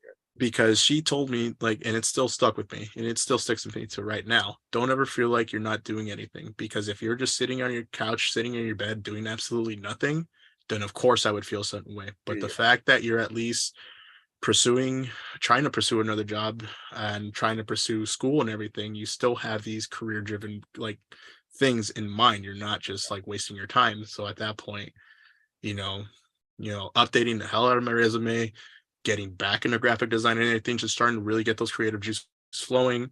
Enrolled into the UC Davis boot camp, which I'm doing right now presently. And, everything was kind of falling in line. The one thing that wasn't was the job situation. Now, always have a backup plan, folks. I'm just going to say that now. Okay. Now, trying to find a job wasn't easy. Had a lot of no's, a lot of interviews, went well. Thought I was going to nail it. Nope, never got a response and everything. So going back to confidence and self-esteem, because of all the non-replies and all the no's, Yeah. everything was starting to go down for me. Rejection is the root of all evil. Yeah. So Yes. now that in itself, and then in a fresh new relationship as well, because at this point we were about 1.5 months, almost 2 months. And guess what started coming back up? An ugly, ugly, ugly headed thing, and a lot of baggage that I never dealt with before. Oh boy, started coming back up. Started not knowing how to react properly, started snapping to her, started snapping again towards my family. And, I would apologize. I would, try to my best to just always say, I'm working on it, I'm working on it, but never actively doing it. So, and, at that point, because we weren't going out so much, I would either go to her place or she would go to my place. We wouldn't really do much. We would just hang out. And so she even brought it up one time, was just like, we need to do something more like outside and just do something meaningful again. There it comes again. And so, I guess at that point I wasn't really feeling confident to doing anything, because all I had in my mind was, if I don't have the money to take her out, I don't feel like I'm, Oh worthy yeah. enough. Oh yeah. I'm with you. And so, and kind of going back into both relationships as well, there was a lot of self-doubt on my end because I always thought I am not what they're looking for. What if I'm not making them happy? What if I'm not doing this and that? Da, da, da, da, da. I'm not living up to my, potential. And so when you have that self-doubt, that turns into an ugly three-headed monster as well. Because then you start losing confidence in yourself and everything. And that's where a lot of miscommunication happens and so on and so forth. So that's something that I definitely need to add into as well. Now, fast forward to September 16th. Okay. A week away from my girlfriend. My ex-girlfriend, sorry. My second ex-girlfriend. She had recently gone to Oceanside, San Diego area to visit her half sister who was giving birth. So at that point, I had found a job where I'm at right now at Whole Foods. So that was great. Just starting to just like do the onboarding process and everything. I was still feeling frustrated because I wanted to really like get going with this thing. And of course, with the process with the onboarding with school and everything. So that was kind of just like everything was kind of starting to fall into fruition. Yeah. And for the most part, some of my confidence was coming back, but I was still kind of being an asshole. And so, there was moments on the phone that week where I felt my ex was very distant and something didn't feel right, but I was kind of just like, well, we just haven't seen each other in a week. Like, I'm pretty sure once we see each other, everything will be okay. Come that morning of September 16th, I see a text message on my phone, and it's from her. And I'm just like, oh, it's probably because I remember the night before we had a late night conversation saying, hey, are you going to come over tomorrow? I said, yeah, absolutely. Like, I miss you. Like, I want to see you. Like, we can hang out, do something. And, you know, I get that message that morning and I just felt something. I'm just like, okay, something doesn't seem right. And then lo and behold, without even reading it, seeing a whole block message, and I'm just like, fuck. And then I read it, and you know, again, I'm feeling that pain again, but this was a different pain because this wasn't the pain of, okay, I'm leaving a situation where I wasn't really happy and I'm glad it's over, but I'm alone again. It's more, fuck, like someone that I was really invested in and everything is ending it. Yeah. And so at that moment, I had so many questions. And again, not knowing how to react properly and everything, just bombarding her with text messages and everything. And she was at work, which was even more difficult because I was like Yeah. not getting the responses immediately and then just like Right. kind of in my headspace this whole day. And, at the end of it, I asked her, so like, do I still go over? Like, what's gonna happen? And she's like, you could still come over, but I'm just everything I'm telling you now, I'm gonna tell you the same thing in person. But I guess part of me just really wanted a closure. And so I met up with her. You know, it was very emotional. We, she was hungry. And so I took her to Taco Bell because she was really craving Taco Bell. Sure. Hey, I mean, I see Oh, that. Okay. hey, whatever. And we Yes. just talked for a little bit. And, you know, it was weird because at the moment where we ended our night after talking and everything, just trying to just like figure out feelings and whatnot, I remember telling her, so I guess I'll see you around then or not. And she was like, well, don't say that. I'm just like, well, what do you mean? And she's like, you make it seem like I'm not going to see you ever again. I'm just like, well, I don't know. Everything's kind of up in the Yeah. air. And so she's just like, well, what do I tell you? And then she was just like, well, just say for now, I love you and I'll talk to you soon. And I said, okay. And so the next day, I said, hey, after saying something, I just say, hey, just so you know, just love you. Have a great day. She's just like, you know what? I don't feel comfortable saying I love you anymore. I know you mean it and I mean it, but let's just not say it. Okay. So I started getting in my head a little bit more. Yes. And, keep in mind, this is mid September. My birthday is the end of September. Okay. So my 30th birthday, or, Big milestone big birthday. milestone. And, having so much to look forward to. And I'm just like, yeah, I have a fucking great girlfriend. everything's kind of starting to pick up in life, and it's awesome. And a couple days before that, I had gotten us tickets to this event in Disneyland called the Disney California Adventure called Oogie Boogie Bash, which is like a Halloween themed thing. Okay. And then even asking her, I was like, so like, are you like, is this still a thing? Like, what's gonna happen and everything? And so there was a lot of unresolved questions, but the one thing she kept saying was, I still care for you, I still love you. I just think okay, prefacing what the text message said. She'd mentioned that we were going two different paths and she felt like it probably wasn't the right time. Okay. And I asked her, well, is that how you really feel? Because if that's how it is, we could still try to make time for each other and everything. But she also admitted that she just didn't feel loved as a girlfriend and she felt like a burden most times. Okay. She had her own issues. Got it. Yeah. And so I started thinking about it as me blaming myself for, pushing her away at those times and just really just reacting in Right. a certain way and everything like that. So I started heavily blaming myself for that. Yeah. And so every time I would see her, I just kind of wouldn't feel happy. I wouldn't feel sad. So many mixed emotions. Yeah. We did end up meeting again. I had just planned for us to just hang out. Yeah, she just said, I just want us to be friends for now and just kind of take things slower. Okay. And that broke my heart because I'm just like, I don't want to see you as a friend. I want to see you Yeah. I more mean, as a friend. that never And works. Okay. Got it. Yes. yeah. And then, we went to Seal Beach. Like I planned it just as friends and everything, but we sat at the pier, we talked, and you know, feelings were still there. So we ended up kissing, we ended up holding hands. We were still, I guess, physically just like going through the motions of just us being a couple, going around and everything.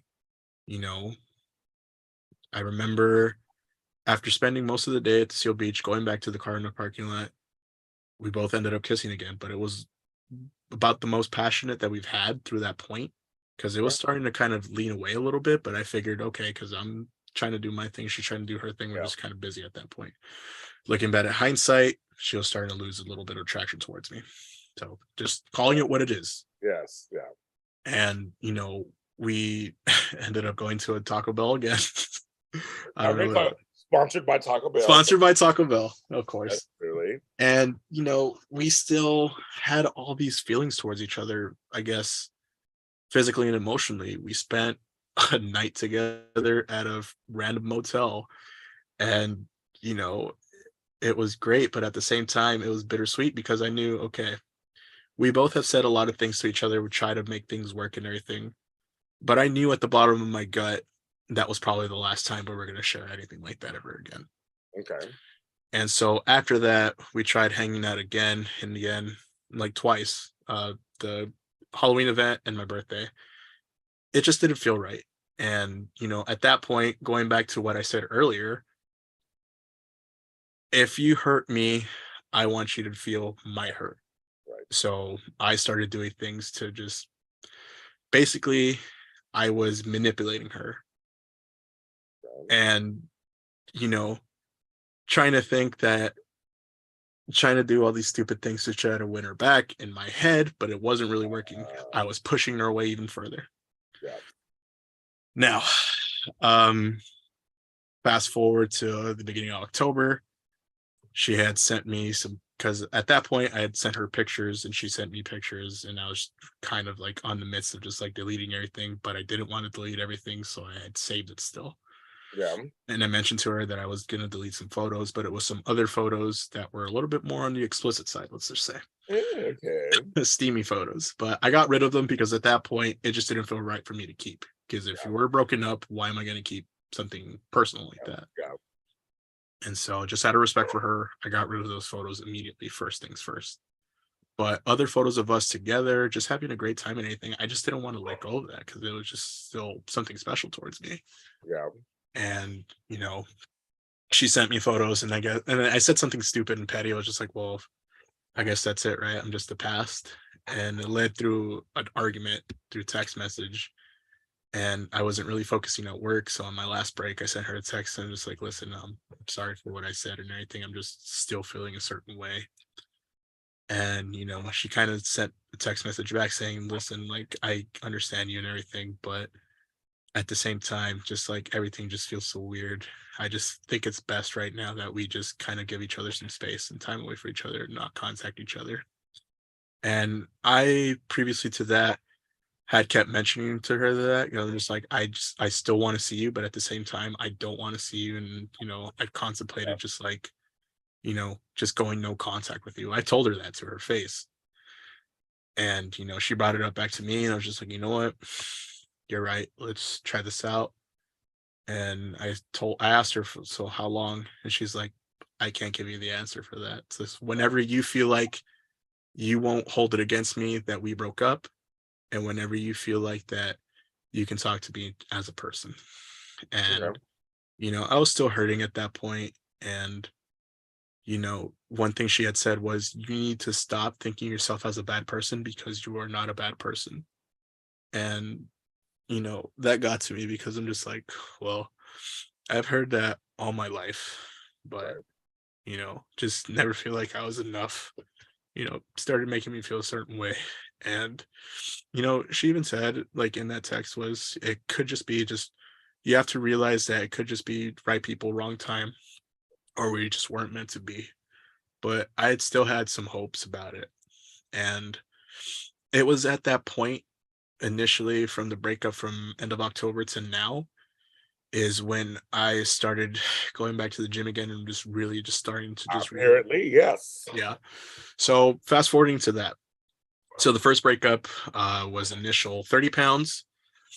From my second breakup till now is about 40. So in a total 70 pounds this year that I've lost. Okay. So I went from 305 to now, as of today, being, or from these past week or so, to 235. So I'm back to the weight I was in 2019, which is Okay. great. Yeah. Physically, I'm feeling fantastic and everything. Okay. Now, emotionally and mentally. So Yes. let's fast forward a little bit. Yes. So no contact. So started trying to distract myself, started working myself, a lot of self-help, a lot of introspective stuff. Okay. I was doing great. As you saw, James, I was posting a lot of motivational things and just really just starting to just try to make a turn and everything. Mhm. Now, she was still kind of contacting me through like Instagram and everything. So she was still sending some feelers and stuff. Okay. And now it sends some stuff too. Okay. So I had the impression that there was still something there. Okay. At the end of October, for like maybe about 2 weeks, 2.5 weeks, I just decided to just, leave social media for a little bit and just really just focus on self-healing. Yeah. But then the reason that I came back was because I needed help and volunteers for an app I was working on for That's right. class. For that. Yeah. Yes. So I got back into social media because of that. Now, I still was in no contact with her, but I still had some messages from her waiting for me. Okay. And so I just, even we were still no contact, I just reacted. I didn't really respond much. It was just like, oh, okay, cool. That was just pretty much it. Just like one worded, just like replies and stuff. Yes. Now, fast forward to, we're on the 7th right now, right? Okay. So Yes. fast forward to after Thanksgiving. So during Thanksgiving, it was good in a sense where I spent time with my family and everything.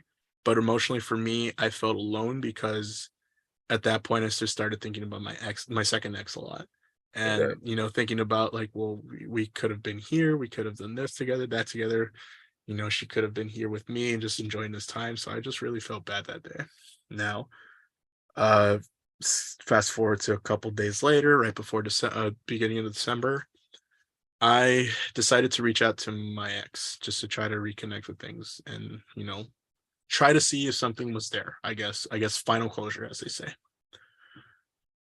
She sent me a reply, and through that reply, I found out that in the matter of the time that we broke up, she already had moved on.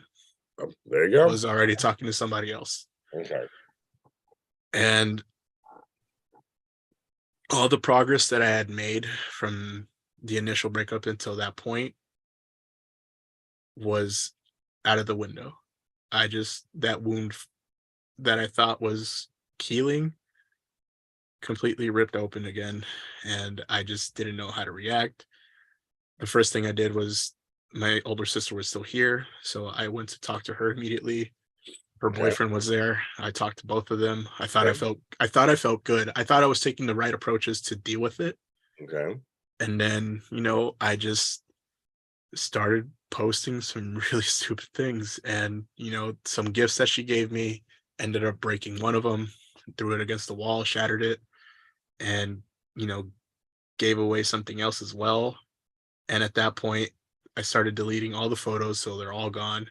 Started unfollowing her from every platform. My mistake was that when you unfollow someone on Instagram, they're still following you. Yeah, they have to. Yeah, that's the right thing. Yeah, Yeah. So you have to block she's them. yeah, she saw all the hurt, and rightfully so, she blocked me afterwards Yeah. because of all the stuff that I was doing. So I basically unraveled all the progress that I had done, and basically just reverted back to a dark emotional spot. Here's the thing. It's like you get deep, take a breath. Thanks for sharing. I mean, thanks for sharing all of that. That's Yeah. very nice of you to share that and stuff. I just think for you, what you need to kind of hear a little bit is, you are a late bloomer when Yeah. it comes to relationships. Very much so. This is new. This is not, maybe some folks may go 30 years old. Like, well, no, some folks don't get, some folks are fast like myself. So I was like, and Yeah. I was late at like 17. I was like late in my neighborhood. Everybody was like 12, 13 years old doing stuff. I wasn't that. I was like that either. Yeah. So number one, your growth isn't fully there in that area because you started late. So like you're a little, so you have to kind of play catch up at some Yeah. level. So the things that you're talking about, we've all been there. Like we've all been there. We've all done it. I'm not gonna do it now. I've learned my lessons, but back then I do know what you're talking about. Where you try to do it again, and like just like, why are you getting upset? Because well, you contacted her. She didn't contact you. She left you alone. You walked into it. But Yeah. I get it. The whole point is you still, because you never dealt with it fully. You have not put it to bed. It's still sitting there. Yeah. And so almost it's great that she is seeing someone that she's moved on in some sense, because now you can't go any further. Like you can't, it's It's now done. now it's done. Yeah. It's gonna force you to look at it. That's what's funny. You can run, but you can't hide. Exactly. You can't run from yourself. You can't run No. from yourself. You just can't. I've tried, trust me, I tried. I keep catching up. Yeah. Like you just can't run from yourself. And I think for you, yeah, so you're self-aware. I'm seeing you're self-aware.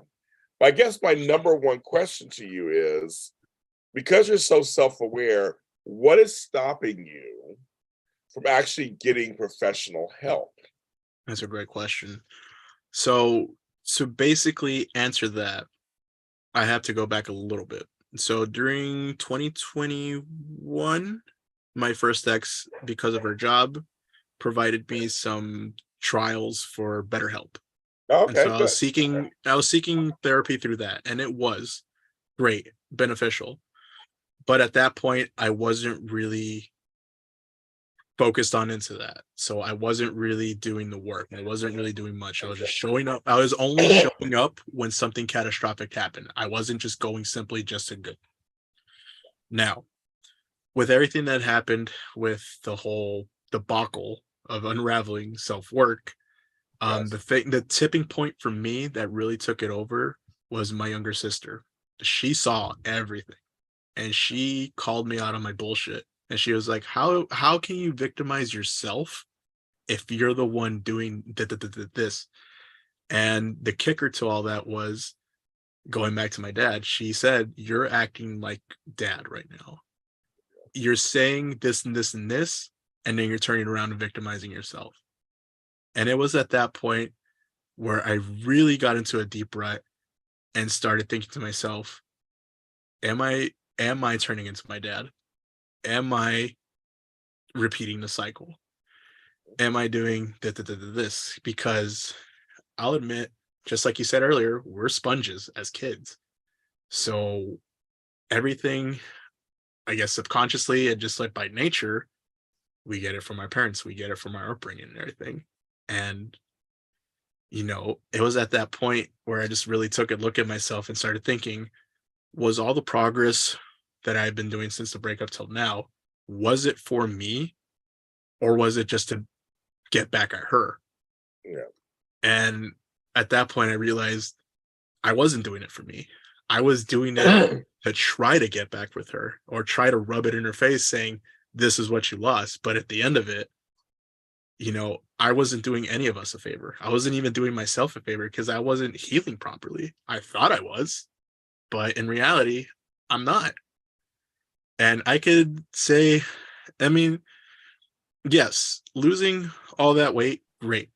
But Yeah. if I'm not working on all the other aspects of my life, Yeah. it's for nothing. Mhm. And so, you know, at that point, I just went for a drive. I just needed to think. I was feeling dark, but the one thing I did learn, I stopped myself from going anything stupid or anything further from that. I just took a breath, started thinking everything. One thing I did in that moment was I called a hotline just to talk. I just needed someone to just listen to me. I just felt like everyone was telling me the same thing, move on, do your thing, da da da. Da. I wanted to hear.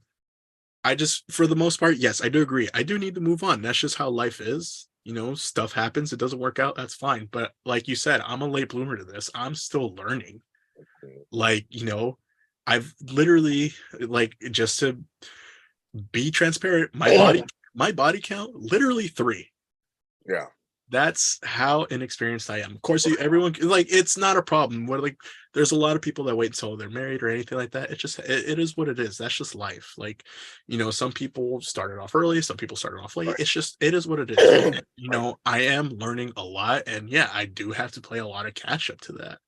And so at that night, like when my sister called me on my bullshit, I just called. I just needed someone to just like hear me for like, I just felt like hearing the same advice over and over, you need to move on.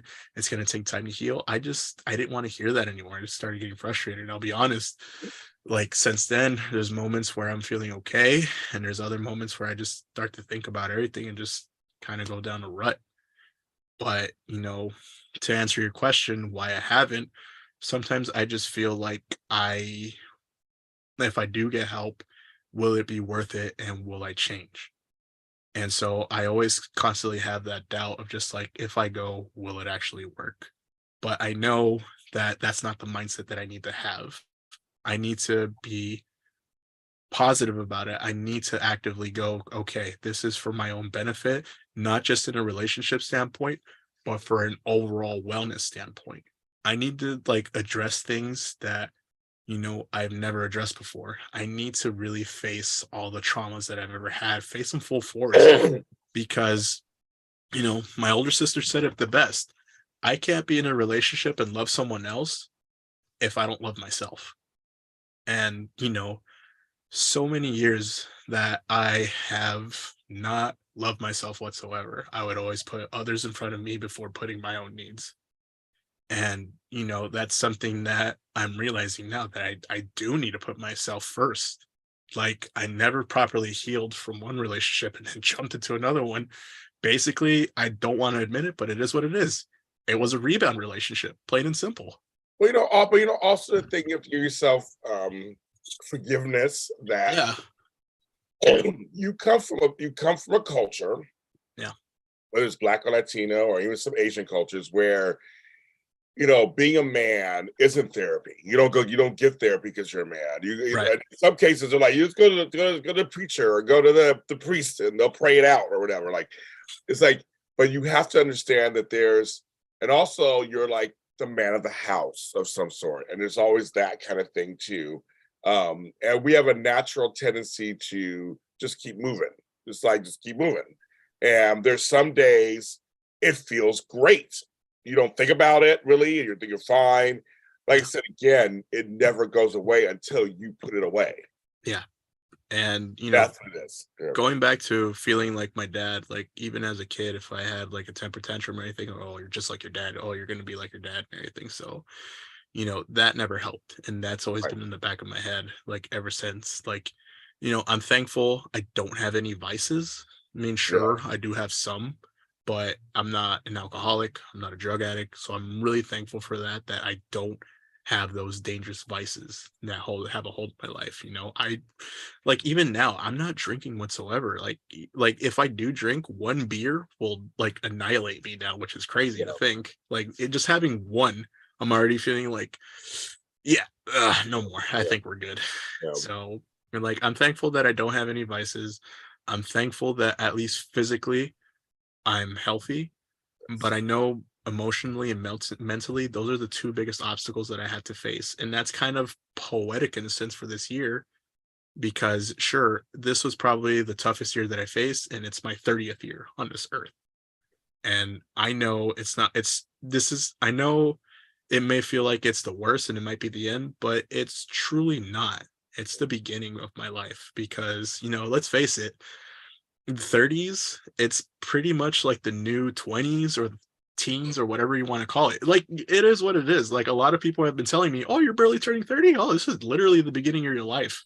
And you know, and I kind of get that in a sense, but then is the same for anyone in the 40s, 50s or 60s. Like life is truly never over because you're rediscovering passions or anything, or you're just kind of wanting to relearn different things and just kind of just going in depth with it. I mean, my sister's boyfriend, he's in his 40s. He's going back to school and just trying to rediscover himself as well. And he told me, and his best advice was don't rush your life. Enjoy what you have now, and you know, don't put such a hard set goal on yourself. Have little milestones, because if you have a set goal in mind and it doesn't come true and you're hard on yourself, then any progress that you've made is going to unravel. Yeah. And at that point and everything that's been going on, um, you know, with work, thankfully, since I'm full time, I reap in the benefits of that. So medical coverage finally came in, and with that, I'm finally seeking out help for therapy and everything. So that's great. And you know, I'm really taking that first step into admitting that I need help with just to figure out everything in my life, because I have a lot of questions about life and self, and I have a lot of questions about how to deal with the stresses, with the emotions, with the reactions and everything, because I know as I get older, it's not going to get any easier. And I need to be ready on how to react properly and how to face those problems head on. And so, you know, this is a new beginning for me. And, you know, my mindset in a sense has changed since I like turning 30. Like a lot, I'm looking at a lot of things a lot differently now, like both in a good perspective and a bad perspective. And you know, learning from my mistakes from these past several months, I know that I can't beat myself over it. It happened. I wish I could take it back, but I can't. And the person that I want to talk to and apologize the most, I can't. So I kind of have to forgive myself for what I did and just kind of just slowly but surely move on with my life and just, you know, find that happiness that I've been looking for so many years. I'm going to share a phrase with you that went viral for me on TikTok a couple of years ago, but it's a phrase that I heard that changed my life. It's by Brene Brown, who I love, and she's very famous. She's great, but it's the phrase I saw it on Oprah, and I shit you not, it changed my life because I believe it. I'm a certified life coach, folks. If you guys don't know that already, and I believe there's a thing called the click. Something will click, and that will break down and begin to renew yourself. But this phrase I heard, I share it to everyone. She said the definition of forgiveness is giving up the hope that the past could be any different. And when I heard that, I was like, that's what it is. Yeah. Your dad's never going to change. There'll be a dad you ever wanted. It happened. Your relationships happen. You just said it. Your relationships went down the way they went down. Your reactions went down the way they. You can't change any of that. All of that, everything has happened. So now you have to forgive yourself for all of that and go forward. And I'll tell you, my 30th year, I hated it. I hated turning 30. Plus, I turned 30 in 1999, so we had Y2K. That was all going on at the same time. So that was crazy. Like the world's gonna drop the next day. But that year was a really rough year for me. But then I realized after that, as I look back, because folks, I'm 53, I'll be 54 years old, so it's kind of crazy. I liked my 30s. My 30s were a very transformative decade. What I realized was I'm not a kid anymore. That's one of the things you realize in your 30s. You're like, what was cute in your 20s ain't cute anymore in your 30s. It's done. Also, you start seeing things, like you just said, you start seeing things a little differently because now you've been an adult for at least 10, 12 years, 15 years. Like you start seeing things a little more like, this is just life. Got it. If you do the work, you can start going, I know my personality. I know my dark sides. I know my light sides. I accept all of them. But I'm always going to work towards the light side. But I accept that I have these things that I'm working on. And I think that's something that will come with you with time. But my 30s were really, that's why it was 39 years old when I changed my whole life and came back to LA and the whole thing. Mm-hmm. So the 30s were I have a lot of friends in their 30s right now, and I'm watching you guys all navigate and go through these transformative thoughts. Especially for men, and for some straight men, you start thinking about family. Yeah. Start about serious relationships. You start thinking about how you look.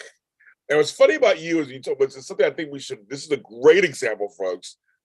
You can transform the outside all you want. You can make yourself look exactly like you want to look like and still be broken. Yeah, that's for sure. Isn't that crazy? Because we come from this, I'm a fat kid, I'm fat. No one wants me. We almost feel like we got to get that part under control and everything will be great. Yeah. No, it won't. It doesn't matter. You could be 185 pounds and muscle boobs and everything all going out there and be great. But then you're like, why can't I have a successful relationship? Like, why am I attracting the same type of women? Yeah. Because literally you had a pattern. These last two were kind of not that far off. Not that far apart. And not only that, I was a factor into that too. I'm not going to say put the whole blame on them. No, not at all. I definitely had some faults into that too, because I'm bringing in my emotional trauma and baggage as well. And, my reaction and everything wasn't helping any situations whatsoever. No. And so you attract, I said earlier, you attract where you are. Yeah. And I look at some of my relationships, I go, yeah, definitely I wouldn't have attracted that person at this other stage. Yeah. You'll learn that as you get older. You'll be like, okay, I see why I attracted them.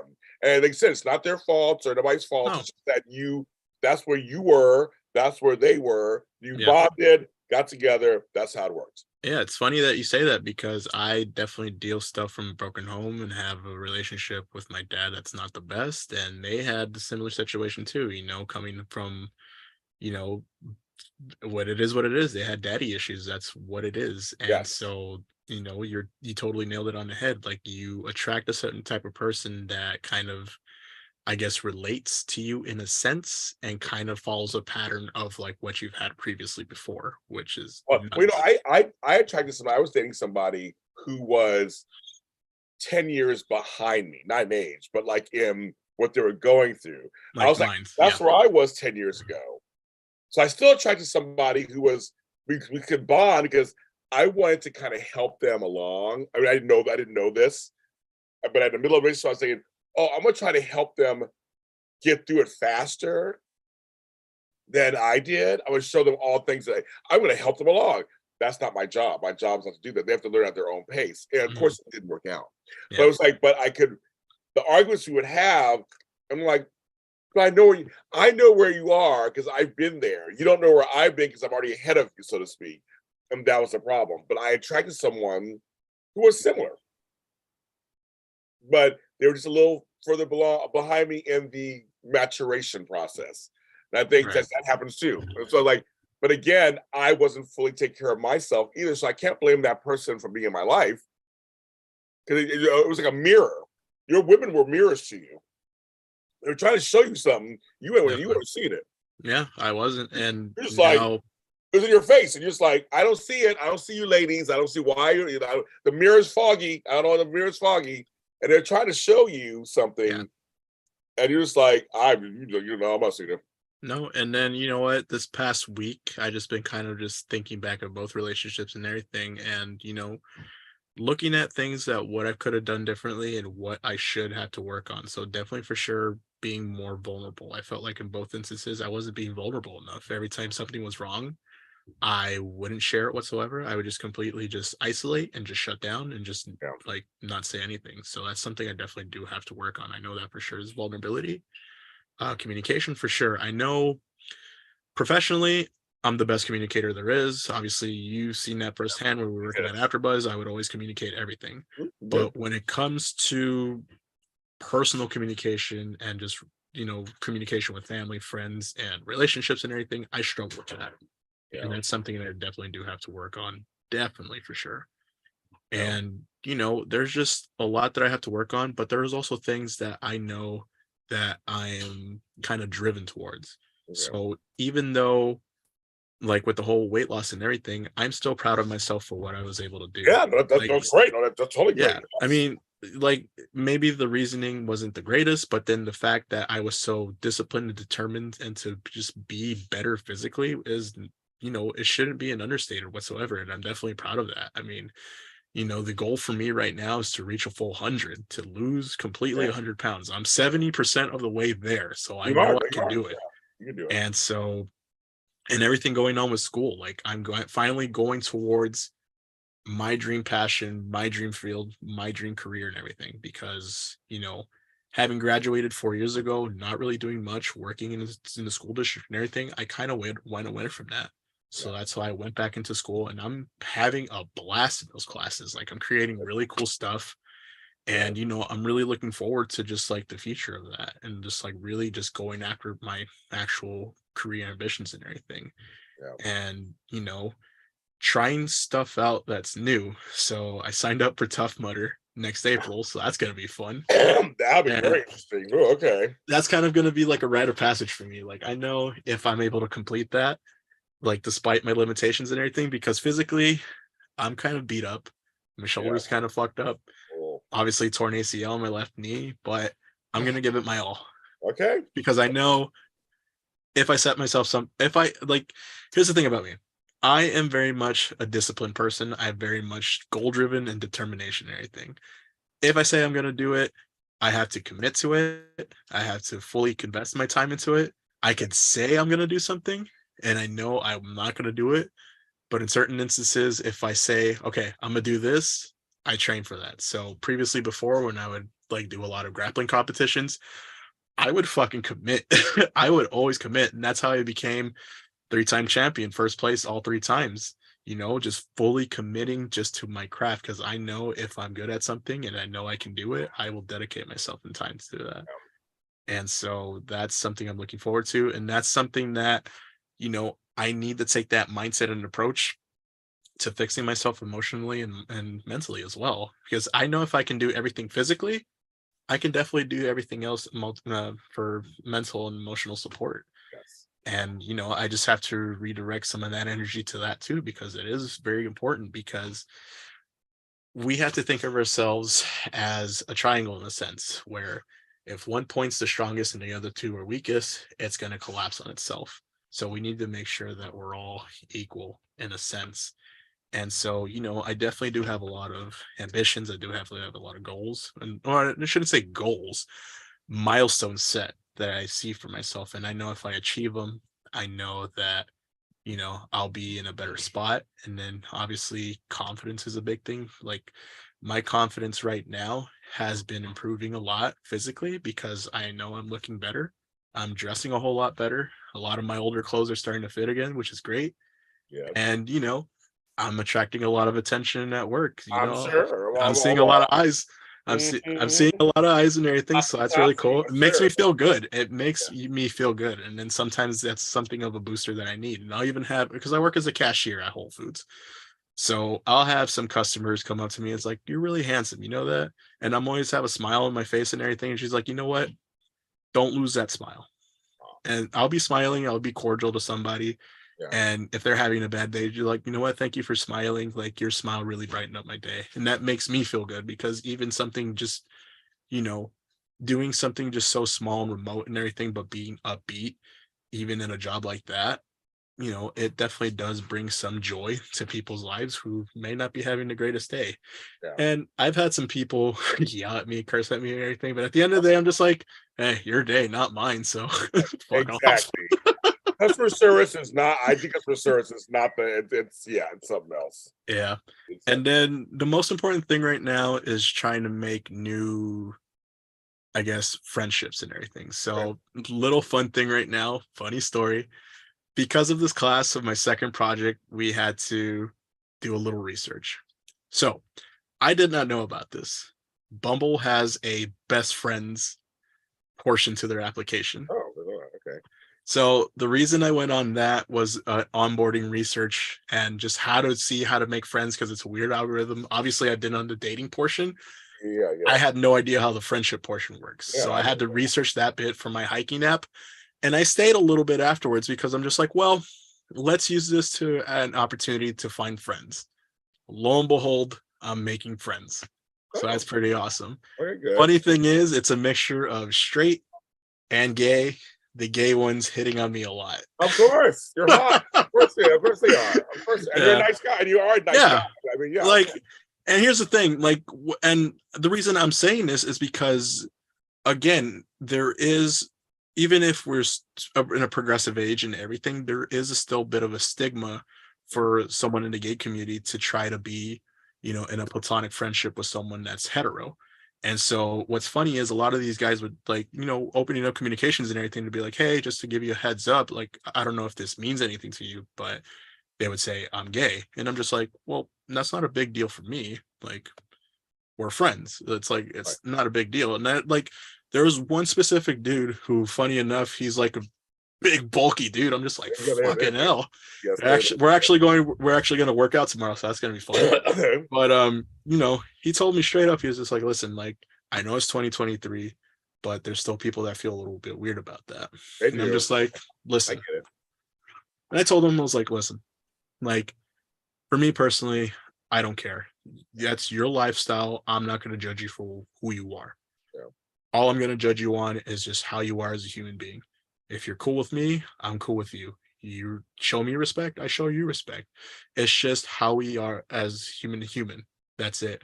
The way you live your lifestyle, I don't care because I live my lifestyle. A lot of people don't agree with, and that's fine. It is what it is. And I told him, I was like, listen, one of my better friends, my sister's partner. Obviously, I have you as a friend, and I have a lot of gay and lesbian friends.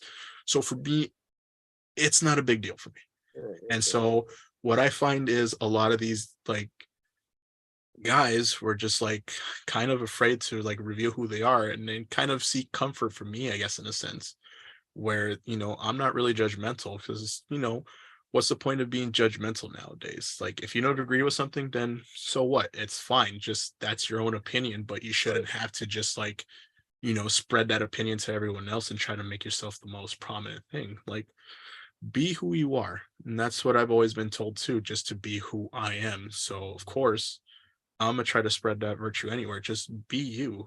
I mean, I have a coworker who is gay, and, you know, a lot of customers kind of treat him in a bad way, and he kind of gets a little bit, you know, uneasy about it. Yeah. And I told him, I was like, listen, like, obviously, I can't relate to you personally. I'm not gay. But what I can tell you is that whatever these people tell you, the way they treat you, I know it's going to hurt, but ultimately, this is going to shape you to be a better person. Because, sure, it's going to hurt and it's going to say this and that. I can't relate to you. But what I can tell you is brush it off. You're going to be okay. If you ever need to talk, I'm here. Yeah. Don't worry about it. But at the end of the day, you are a good person. They don't know that. They can judge you whatever you want. You could feel bad about it and everything. But just remember, you're living your life. And if that makes you happy, then that's all that should matter. Yeah, I have a lot of straight male friendships. And again, in a world you're taught, no, gay men and straight men can't be friends. You know, like that's Yeah. always taught of that. It's like, no, but gay men and women can be friends. Oh, sure, of course. Yeah. But it's like there's this whole thing where a lot of people forget we're men, whatever that means. It doesn't matter who you're attracted to. A lot of times we're just guys, we're dudes, we're Yeah. guys. And so there are things you can relate to other, if you're not, we're not just our sexualities. That's on every Exactly. side of it. You know, we're not just our races. We're not just our, or we are races. It's like there's, you know, I mean, I saw Flobo or a couple of my other friends who we're men of color. We can relate to that alone. That's the Yeah, shorthand. definitely. We're the shorthand. Who we sleep with. Because I know friends who are like, how do you sleep with white women? Or how do you sleep with it? Like, it doesn't Yeah. matter who it is. Like I'm saying, but we're black, so there's this thing where we all kind of relate. Or we're Latino, we all can relate. We Like can relate. there's things that I think we need to break down that barrier of the old days Definitely. where it was straight guys beating up gay guys. And nowadays there are a lot of straight men who just don't care. And there are a lot of gay men who just don't care. They just want friendship and something in common. Yeah, Yeah, definitely. working out in common, that's in common. I mean, that's if you like certain Yeah. movies, that's in common. Like, who cares? I think I love that I have straight male friends, and we are very close, and they're close relationships. They're not just these Mhm. surface things. They're really, we are allowed to be who each of us is, Yeah. and life gets to go on. I mean, I think that's how it should be. Yeah, and it's not like, to me, it's not a big deal. It's for Yeah, me, it's just like I said, if you're a good, decent person and you seem interesting and you want to be my friend, fuck it, we can be yeah. friends. It's not a big deal for me. I think what I kind of joke around with a little bit is just like, one of the dudes that I met maybe might have some different intentions. I don't know. But he was very much just like very straightforward when we started talking. He basically put it this way, like, he basically told me, listen, if you're gay, I would suck you hard. I'm just like, Thank you. You know, thank you very much. Thank I you. I'm I just kind flattered. of just Thank like, you. I like, honestly, when I read that, I'm just like, I laughed hysterically, Yes. and I just said, cool, Yeah. thanks, I'll take Sure. that as a compliment. Yes. Thank you. Exactly. Sure. Gay men are very straightforward most of the time. That's the ones Yeah. you can rely on. You worked at AfterBuzz, you Oh know. yeah, I Gay definitely ones are def very I won't straightforward. say any names, Don't but say I any names. definitely, there are two that Yes, were very straightforward with me. I'm just like, thanks. yes, I'm sure. But no, that's funny. But I think the whole thing for you is Yeah. getting friendships, getting some help, working on your body, Hmm. having a job that you're decent at, that you're enjoying, having creative outlets. All these things are going to help you become well-rounded so that when the next girl comes along, you attract someone who really is good for you and you're good Yeah. for her. That's going to be the big deal, I think. And you have time. You're only 30. You have time. Yeah. I was like, don't rush.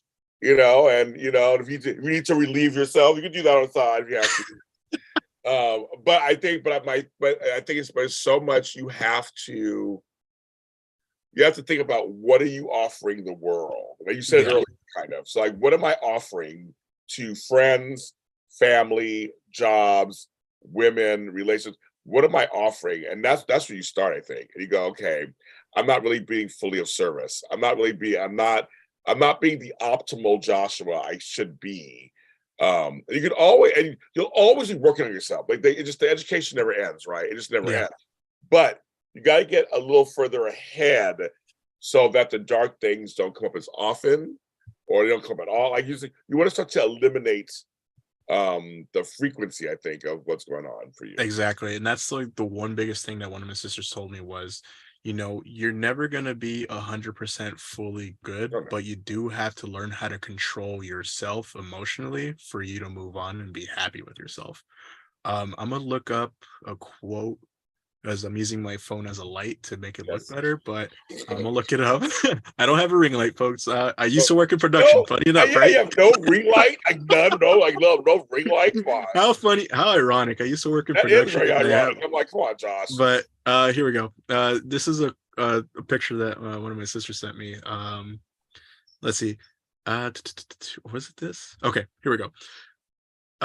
Get to know get to really know who you're entertaining. Ask the hard, uncomfortable questions. Note that not all connections are going to end up as a romantic connection. Listen and pay attention to everything that signs are always there. It is also important to do your own inner work. You will never be fully healed, but you do need a sense of your trauma and triggers so that you can learn to feel and to express yourself. And when I got sent that, I'm just like, that's definitely something that I want to achieve. I know I'm never going to be 100%. There's going to be moments where, a big life event happens, whether good or bad. It's going to affect me somehow, some way. And it's up to me to know how to react to it. Because I'll be honest, like, life is unexpected. I don't know who I know that might be gone the next day. And, if it's someone that's close to me, like, God forbid, knock on wood, it's either like someone in my family or anything, I know it's going to affect me, but I need to know that it's not going to be the end of the world. I know that, if something like that ever were to happen, yes, I'm going to feel sad, but I need to know that I need to, move on with myself too, and just kind of embrace my life with it too. And I know whoever I meet, she's going to have her own baggages as well. And, I'm not going to, put mine on her, and hopefully she doesn't put mine on ours, but put hers on myself. But I do know that we need to like grow with each other, not just one person grows and the other person stays behind. I know it's all about communication. I know it's about emotional support and just really just having that assurance with each other, and just wanting both to succeed, not just one person does all the work and the other person sacrifices everything and feels miserable. So, like, I know that I have a lot to work to do, and I know that, I can't be in a relationship in the foreseeable future.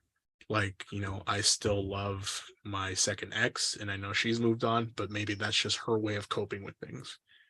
And, I don't know that.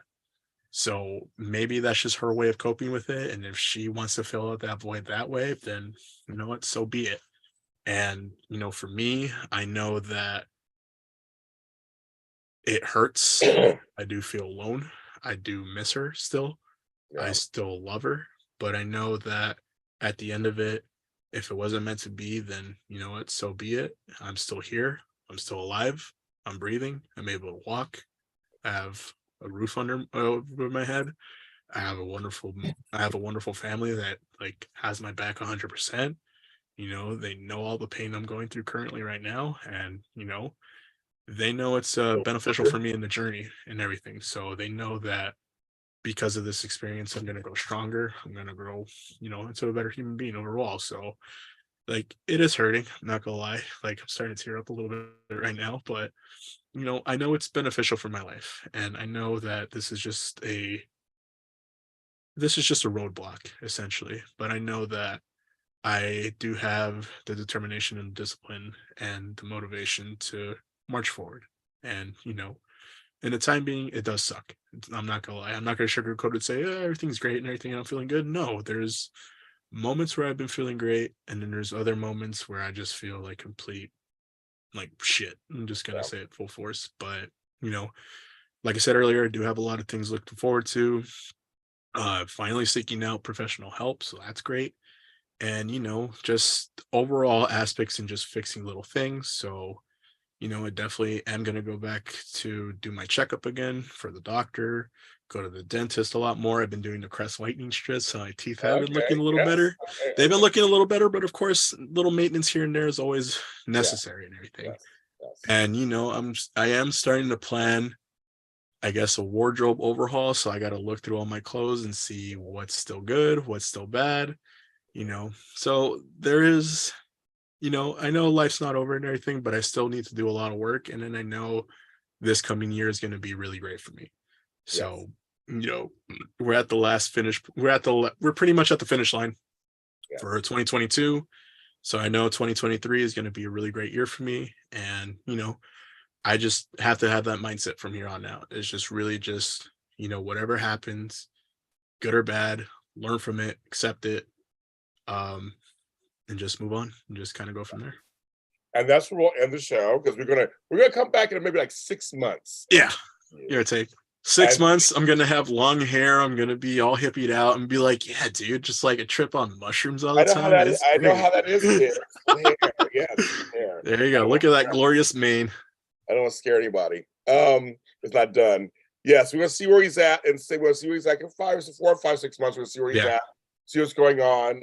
But I believe in you, Joshua I Alonzo, know. and I see you and I hear you. You know I'm your friend. You know I'm always here to if you want to talk. Yeah. But I think this is gonna be this is a good mile marker stone to have. Hmm. You can look back on this and either cringe or Yeah. laugh or smile. But we documented this where you are. Yeah. So now I'm very excited for you. I'm gonna be excited for. I'm gonna cheerleader. I'm gonna be excited I for am. you. It's gonna be exciting time for you. Oh no, I am too, and I'm pretty sure looking back on this like 4 or 6 months from now, I'm gonna be laughing and I'm gonna be like, "Oh fuck, did I really say that?" Or "Oh fuck, did I Exactly. really do that?" Like I know myself really well. Like even looking back at like some of the podcasts that I did on your show and Oh on Flobo yes. Show or any other show on AfterBuzz, I'm just like, I probably know. I know. the delivery on that was pretty good, but maybe I Yes. shouldn't have said that. But like I one last thing before we sign off and everything, I just want to make sure that this isn't like this is for me, yes, very therapeutic and everything. But like I said at the beginning of the show, I know a whole lot of people are in a similar situation Yes. for me. Yes. Like it could Yes. be the exact same thing, or it could be just some deviation from it. So Yeah. like the one thing I want like all of viewers to just know with that is everything is going to be okay. Like if I'm able to admit that and accept all my faults and everything and just being at this standpoint, like I know everything's going to be okay on your end. So just anyone out there that's really kind of going through a rough patch or anything, just know that you may feel alone and everything, but you're not. Just you do have a support system somewhere out in this world. It might not be your family, it could be your friends. If it's not your friends, it could be some coworkers, it could be anyone. Just Yep. please know that you are not alone and that everything is not hopeless. Take it for somebody that has, for better or worse, throughout these past few years, been through hell and back. I've been at the lowest of lows, and I'm very happy and very just like glad and very just blessed to say that I've made it out of that rough patch. And sure, I'm not at the highest of highs right now. I'm kind of at a low spot, but just know that you shouldn't ever, ever, ever, ever, ever have that selfish ambition to take your life. And, your life is the most important thing and the most precious thing. And know that you are worth not only to everyone, but you are worth it to yourself. So please, please, please, please, to everyone watching this, if you ever feel alone, please keep fighting. You are going to make it. Yes. And as a person who's 25 years older than you are, you'll survive. And things that seem so heavy really aren't. You find it out later. It's one of those things about life. I've been through so many things. I'm still here, folks. You deserve to be here, Joshua. And anyone watching this, you deserve to be here. You deserve to be seen. You deserve to have a full life, whatever that is you choose. So choose life and just get the help you can. Like you said, it may not be your regular bio family, it may be a chosen family. It may not be friends, it may be a professional. Whatever it is, seek help. I believe the new number is 988. Yeah. To do that one, and if you just like want to be anonymous, make that call. But Josh and I are here saying we see you, we hear you, we're your cheerleader, we're rooting for you.